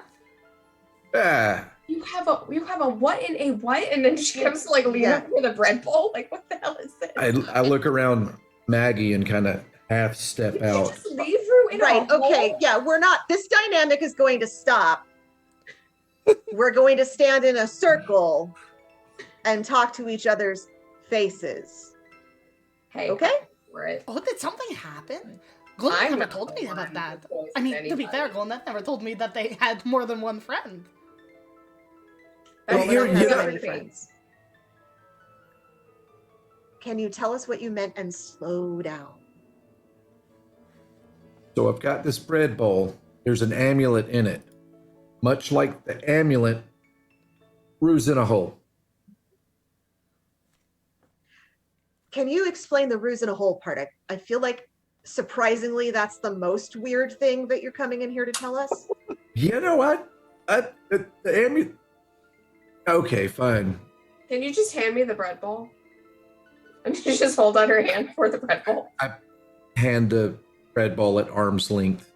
Excellent. And so I have now taken control of the bread bowl. And she's going to look at the amulet inside the bread bowl while they're doing that. Because frankly, Karis is like, she'll resolve the Rue situation of why is Rue in a hole. And Karis will deal with what's the weird amulet part of this equation. I'd just say to Maggie, I'm just like, okay, so we went to go check out the collapsed tunnels. Rue, being large of heart and small of brain and stature. I'm sorry, the brain part was uncalled for. I won't tell Rue you said it. No, that's okay. I would tell Rue I said it. There was a hole, and it all started out as just an investigation to see what was there. And well, Rue said there was something shiny, and I kind of recommended that she try and get in there, and then she got stuck in the hole, and then I forced her through the hole, and then I couldn't get through the hole, and then there was this amulet, and nobody figured we should touch the amulet. I didn't have any cloth, so I put it in a bread bowl. So that last part. That is very creative, and I'm very impressed at that thinking on your feet. But is Rue okay? And Yeah, where is Beldis? Yeah, no, the skeleton didn't reanimate, and Beldis is just there making. I really don't know what Beldis was doing. So do they need our help, or are they okay? Ooh, Beldis? No, they're fine being Beldis. But Rue. Rue, the last I saw, she was fine, but still stuck in the hole. I mean, So they need me to come help get them unstuck from the hole. it's possible. I mean, the skeleton hadn't yet reanimated, but that could be a possibility. Yeah, I'm gonna go down to the hole because I'm hearing a lot of concerning things about skeletons and reanimation and stuck. So Yeah, I'm following you. I'm just right behind you. And Paris is considering the amulet as she's walking. Does she get a feeling of magic from the amulet? Do you have detect magic active? I can, yes. If you would like to, you could get a sense of if it is magical or not. Sure, I'm doing that. I have that. So, Karis, I've really got some emotions and Yeah, we're gonna put a pin in that. Just don't. Awesome, shut up. can the two of you What? work with each other in the meantime? Yeah, I got this. Yeah, I'm used to like a 5-year-old hiding behind me because like she doesn't want to talk to her other mom. And I don't really feel like repeating that dynamic here. So I'm 125. right. That's my point. Exactly. A little bit on the outside. Yeah. Right. Enough. So is this an amulet magic? The amulet is not magical. Cool. Yeah, if it's not magical, she's just gonna just take it out of the bread bowl and then toss the bread bowl somewhere. She's just summarily the bread It bowl. was the first in existence. Summarily, the bread bowl is gone. All the magic is in the bread bowl now. There were so many more uses for that. You know what? Maybe Blossom caught the bread bowl. She's back there somewhere. Oh yeah. I mean, Blossom is following all of you. I don't Exactly. know, You know what? Blossom is just like, oh, this is so much fun. I need you to know that Karis has simply tossed the bowl behind her. No concern over where it's going. So Maybe Blossom it landed on an antler. It's just like hanging off an antler. more than capable of having caught the bread bowl. But yeah, so and then she's gonna just examine the amulet closer now that she can see it, feel it, look at its symbols, and that's what she's gonna be doing as they're walking to the hole. Oh, do you need help looking at the amulet? Not particularly, but sure, you can go ahead while I'm just, looking at it here. Where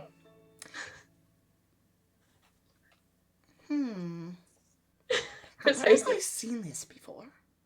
Oh, you've seen it before. Yep, that's an amulet.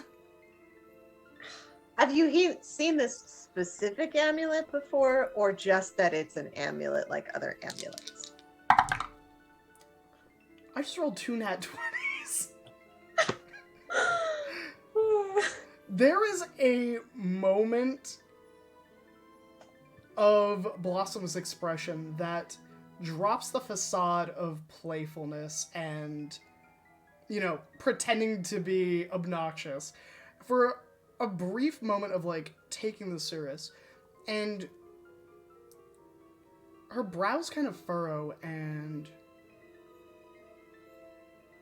she gets a concerned look on her face for the briefest of moments. I don't remember seeing one of these, but they used to be all over all the time before the calamity. There was one of an otter, one of a bear, one of a badger. There was one of it was an icy bear. And then before that, there was a fiery, a fire snail? Fire snail, that's what it was. And then there was the wolf, there was the leopard, there was the pheasant, there were a whole bunch of them back then, but then they all kind of vanished, and I never really asked where they went. But I do remember a bunch of people were very concerned about it. Where did you see them? Well, some of them tried to escape to the Feywild. So they were being pursued. I suppose. Well, if they tried to escape, they tried to escape from something, right? That is true. What were they trying to escape? I don't know. I was too busy throwing parties. Fascinating. So does this amulet like have the wolf on it? Yes, it has a wolf emblazoned. Did I see the druids wearing amulets in my Yes, vision? they had clasps on their cloaks that had this amulet. Was it the And then same? they were also wearing, yeah, And they were all wolves. they were all wolves howling. But that reminds me of one thing that I do remember hearing. Which Do you want to was? hear it? Yes. Very much. It was before. What is that thing that you have in the material realm? The thingamajig. It has a name. It does a thing where it makes people not who they are, and it kind of changes their smell. Like a spell? Kind of. I don't remember when it started. It was hundreds of years ago. It starts with a Something that- C, not the cataclysm. Karis, this feels like up your wheelhouse. Yeah, Karis is gonna go back into history time. Not the cataclysm. Weird thing. She's gonna make a history check. Sure. Do I know? I'm trying to rack my brain. I don't know if that gives her any help. Yeah, feel free. Exactly as they mutter together, going. "Yeah." Samsonite. All right, so that. Cornucopia. All right, that's a 15 plus 9, so that's 24. 24. Alright, let me pull it up. So I had to pull up a whole different notepad that I didn't have open. It is called...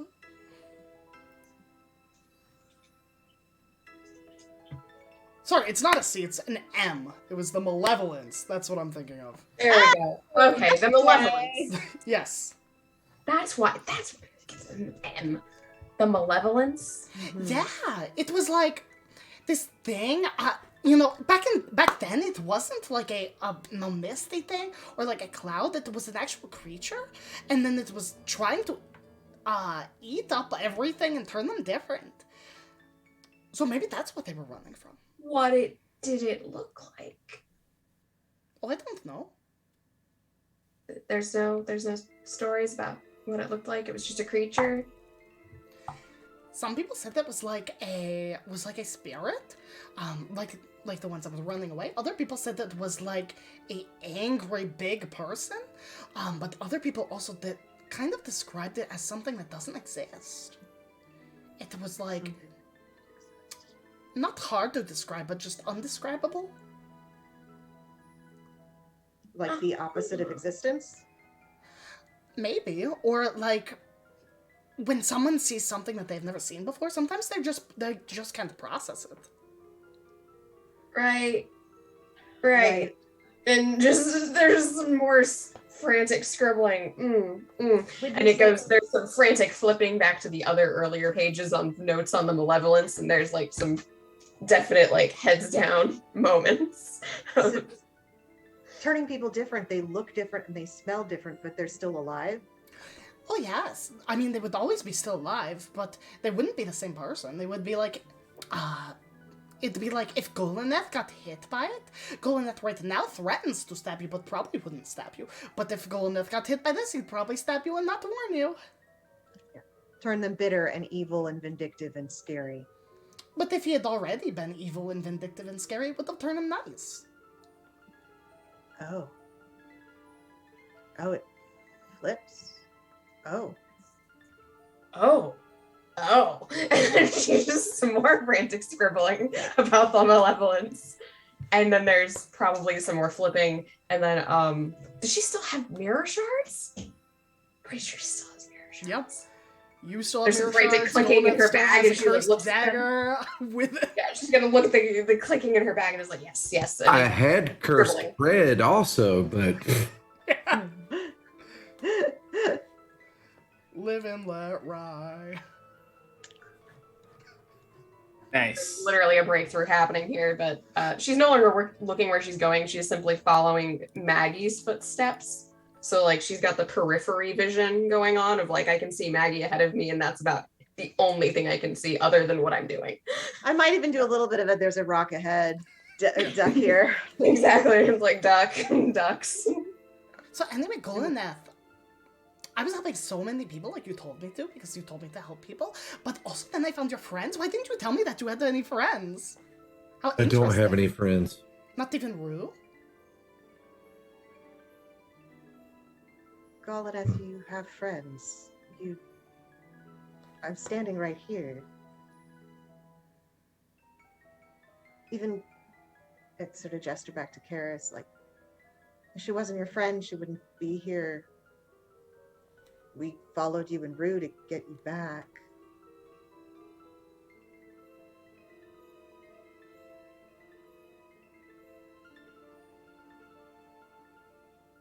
Yeah. Don't let guilt eat you from the inside. It doesn't help anyone. I just thought I knew. And I don't think I do anymore. That's a place to begin from. Not a place to get stuck in.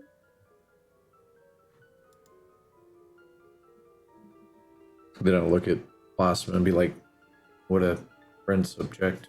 A friend to that. Your friends? I mean, the way I think of it is that when you live a long time, really when you look back you're looking at the ghost of who you used to be. So every step forward, you're a new you. I mean, sometimes you're a worse you, sometimes you're a better you. They seem like a pretty good friend, Golnet. What about you, Blossom? Who were you before you are you? That would be a tale for after we have had some ale. For after we've had some what? Ale. Ale. Hmm. I feel like we should make sure that ale happens. I could make some. All right, but let's help our friends get out of a hole yes. first. Speaking of your friends, and then we were gonna cut over to Rue and Beldis as you all walk to go get them. So after Golnet tries to scuttle their way back out of the hole and leaves, Beldis is going to try to climb through and get on the other side of this cave-in. Okay. I think this is suitable music. You quickly scrabble your way to the top, and at this point you have been digging for a little bit. There's more than enough circumference for you to get through and slide to the other side. Cool. Between Chef, yourself, Rue, Golnet for a little bit. You slip to the other side, and there is room. There are over 300 feet of passage and tunnel heading in the opposite direction, and a dead body. Minus 2 rings and an amulet. Right. Well. Hey! Call down the tunnel. Hey! Hey, Beldis, do you happen to speak Elvish? No, not really. I mean, a variation, but Can you give this a whirl? And she'll hand over the iron wood. Or do you know, like, you work with, I guess, just stone, but this is like a hard wood. Listen, I'm not a crafter of anything except for fine foods. So there you go. yeah. Graham, I speak Undercommon. Not gonna do it. Not quite enough. Okay.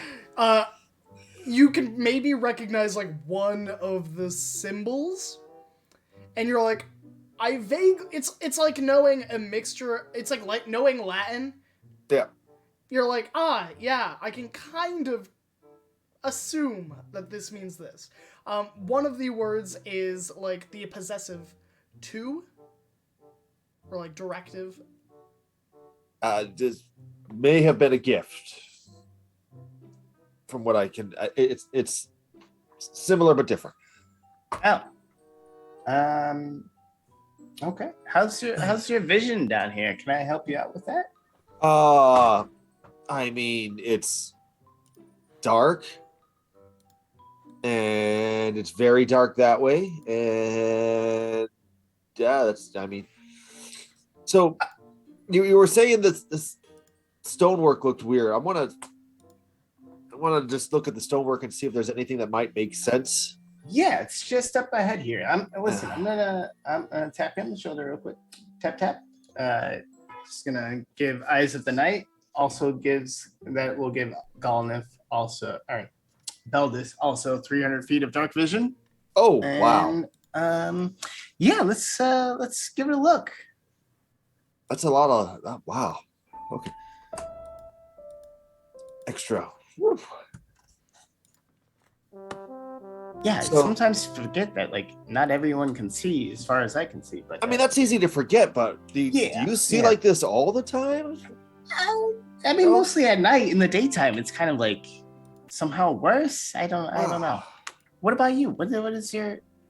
Are we getting old? We're asking how our vision is. How's your vision? Well, it's better than my hip. Let me tell you that. Okay, that's fair. So, if Graham, you need, I've got a spell for that. No. There's no spell for age. So, the stonework you were saying there, what kind of was carved in a different style? Yeah, and it's also a different type of material, not something that is traditionally used in elven or dwarvish architecture or even human. This seems like something that came before. What? Like, what is? The stone doesn't match the hue of any. I mean, you can see literally grays, but this is like a bronze. Okay, what I'm gonna do? Yeah. Got my bag with me. So in my bag is my stone carving kit. Okay. And I'm gonna try to, there's a little hammer in there or whatever else, not very big, but I'm gonna try to break off a chunk of something that when we get out of here, I can look at it a little closer and maybe get something. Sure. Roll me a check. We'll say Dex plus proficiency. So 12 plus proficiency is 16. Oh wait, I do have a Dex bonus, so 1. So 17. 17? You're able to get like a hand-sized chunk out of one of the bricks. Okay. On the side. Inside of it, just off the chunk that you have kind of cracked, it was already kind of damaged, but still holding up pretty well. But as it peels away, inside of the brick are little geodes. Oh. That's different. Okay. And this kind of makes up the entire general area of where we are in this tunnel. Yeah. I'm just going to kind of walk and okay. What do you got there? That's it's hollow. Oh.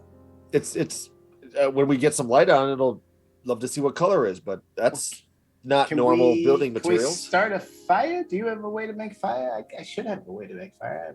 Do we have anything to burn aside from an old wagon? Let's not burn that.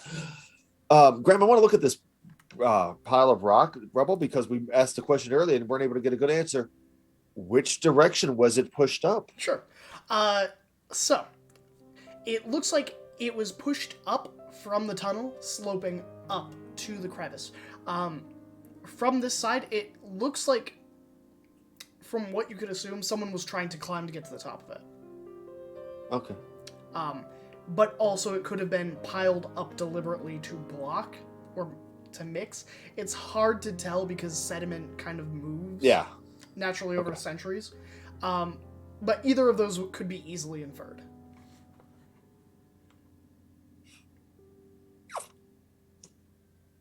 So, Rue,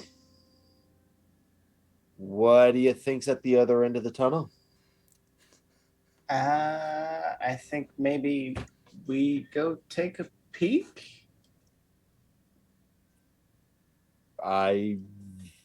Sure. Start walking down this tunnel a little bit. How far are you willing to walk, is my question. How much distance between you and the rest of the party are you willing to put up? All the distance, Graham. Back to the Feywild with you. 120 feet. That's 1 minute. Okay, so 120 feet ahead of us, Rue is going to cast Moonbeam. And that's what they're going to do. It lasts for 1 minute. It's a 40-foot cylinder of light. I'm assuming, I don't know, dim light fills the cylinder. And it's radiant energy, if I remember correctly. Yes. Okay. So as your moonbeam... Describe your moonbeam first. I think before I said it comes up from the ground, so it's just kind of like a ground spotlight, I suppose. Okay. Mm. As it comes It looks up like a from the bunch ground, of ramen coming up. Ugh. As it comes up, it begins to illuminate sigils on the bricks at your feet. They are written in that strange language and glow with a pale moonlight as you continue walking. I need you both to make wisdom saving throws. Son of a... Oh, thank goodness. Oh, definitely thank goodness, because I don't have a plus one modifier. 17. 21. 17. You feel a wave of compulsion to walk and follow this road. But you're able to kind of take a few steps and then shrug it off. Even as you're kind of walking, you feel the sense that it's leading you somewhere. But to some less savvy as yourselves, the pull is a little strong, too strong for them to have a choice.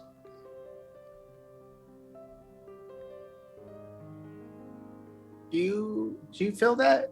I was going to ask you that question.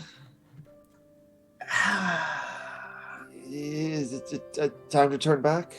Yeah, it's probably not like a No, good yeah, pull, no, right? No, that's... I will say it's not unpleasant. Like, it's not a violent pull. It is like, I guess the best way to describe it is like, in Lord of the Rings, the elves have the Elven Way, which is like littered by moonlight. And you can walk for hours and not get tired. Yeah.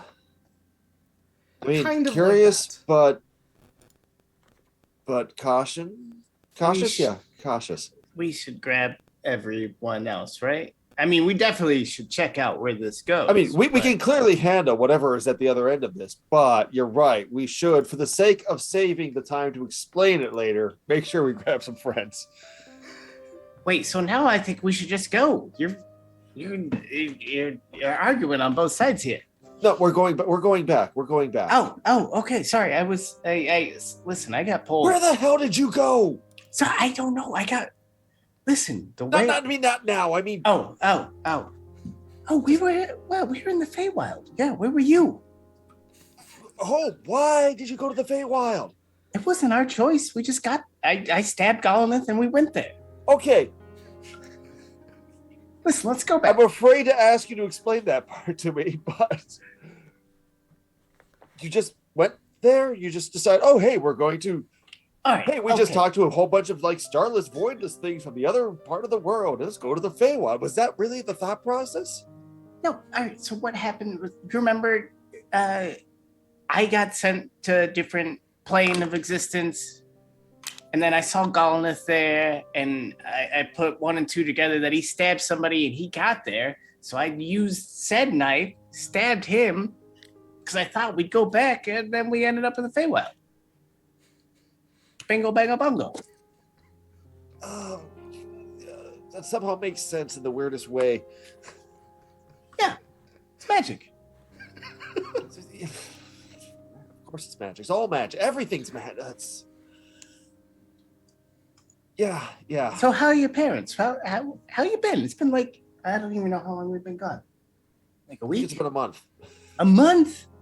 Oh, okay. Here, I mean, Yeah. they're fine. The people around town are hero worshiping us, and it was weird. It's just yeah, I get it. It was cool. If you were there, I think it'd be better for me if you were there, because then I could have pushed them towards you. Yeah, like nobody knew who Little we bit were bring the over divine there. wrath of gods involved and everything else here, but just Yeah. All right. okay. I mean, that must have just been so tormenting for you, just having fans at your feet all the time, and It actually was. Yeah. It's just you just singing songs and. you know what? There's a reason I like traveling in caravans where people would like come and go, and you could be forgotten. And then just like that little bit of memory would be all that remains, and whatever. But this, yeah. Just that whole, oh, you saved us. Oh, so thank you. Here's some food. Here, how can we ever repay you? It's like, for the love of God, I saved myself as well. I mean, there was a bit of selfishness in my actions. You just benefited from it. I get it. But I seem to remember a moment where you kind of just charged in and threw caution to the wind and to save the memory of your people and there is a lot of that Yeah, involved. it was too. very selfless. So don't you talk about my friend like that, all right? You are a selfless son of a bitch. I have my moments. Okay.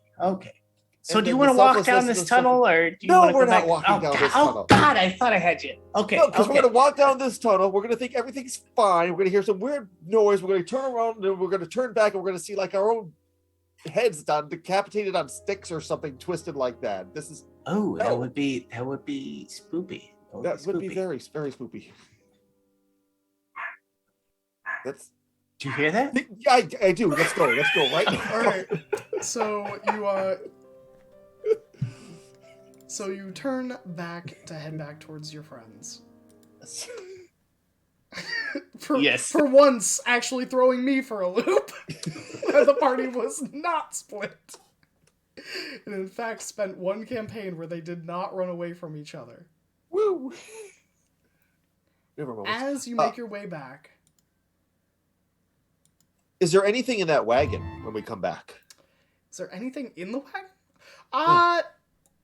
There might have been something in the wagon at some point.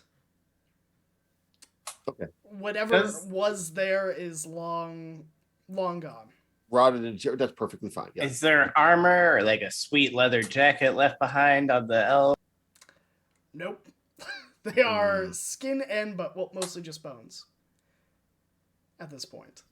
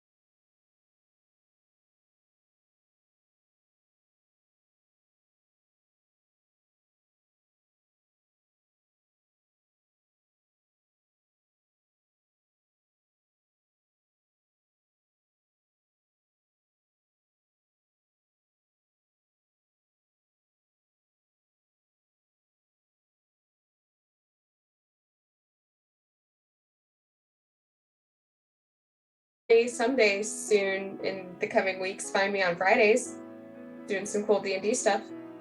But you can't really find me anywhere else. Occasionally you will find me on Guild Wars 2.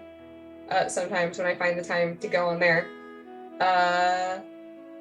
You can support me in, like, mentally speaking, in my efforts to embroider a sweatshirt for my sister. I'm looking for places to buy oversized, baggy but women's sweatshirts. So if you've got a good link to something, I don't know, send that my way. That's the support I need from you now as a group. So that I can do that in time for my sister's birthday, which is at the end of September. So wish me luck. But that's all I have for you. Thank you all for joining us here today.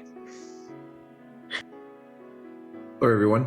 Confounded. What was the question? No, I'm kidding. And I was playing Galliflair Nodal, and right now I'm doing the Milky Way. That's my current project. That's a thing. Follow For sure. Khan. Milky Way pictures are beautiful. Have I posted any? Oh yeah, I have posted some. They are fantastic. Thank you. It's been it's not an easy thing to do. For sure. A lot of late nights. Worth it though. I've never felt better. Like tonight's the first night I haven't been on the Parkway in like 6 days. I do want to say, and I apologize, I thought we were talking about a candy bar for the first part of that conversation. But I would love to see these pictures. Those are delicious as well. I hope Khan smuggles one picture of a Milky Way candy bar in like a portfolio of Milky Way pictures. Hashtag Milky Way sponsor us. Yeah. Yes, please, Nestle. Oh, if yeah, you want let's to do donate it. a few $1 million to this channel, I'm not going to stop you. Yeah, no, please do, Nestle. And stop stealing our groundwater in California. Yes, please. Please. Wait, what? Oh yeah, and Michigan. Which I don't think affects anyone here. I'd say, who would want to steal the water in Michigan? That's a long conversation. We're Oh, not gonna there's get into it. there's a couple Great Lakes around Michigan. We'll save that for the Anarions Rest Shards of Anarion Right. podcast, where I get all the players on one call and we just talk about heated topics. Oh, God. I am there. I am there for that. I think it'd be entertaining. Maybe guess I'll work on that. That leaves me. I'm Adam, Adamus Lamas everywhere. I don't know. I got nothing on right now. I've got a few loaves or buns in the oven. To go back to the bread puns. Outside of that, I don't remember what the other thing was. So yeah, thanks for stopping by. And it was so fun to be back. It's been like a month. I know. When you go bi-weekly, it's so rough missing like 2 sessions. But we're back. We're hitting the ground running. We're going to be back in 2 weeks. Don't cry, chat. Don't cry. We'll be here. We love you too much to say goodbye. That's why we came back for season 2. We didn't even have a catch-up episode. We just went into it. Next episode is the catch-up. Ha ha! But we'll catch you all next week. So take care of yourselves. Stay happy. Stay healthy. Stay hydrated. And, go out there and make some memories with friends. Because while the memories we made tonight will always be here, there's always more memories to be made. So until next time, stay happy. Yeah. But you can't stay here. So have a good night, everybody.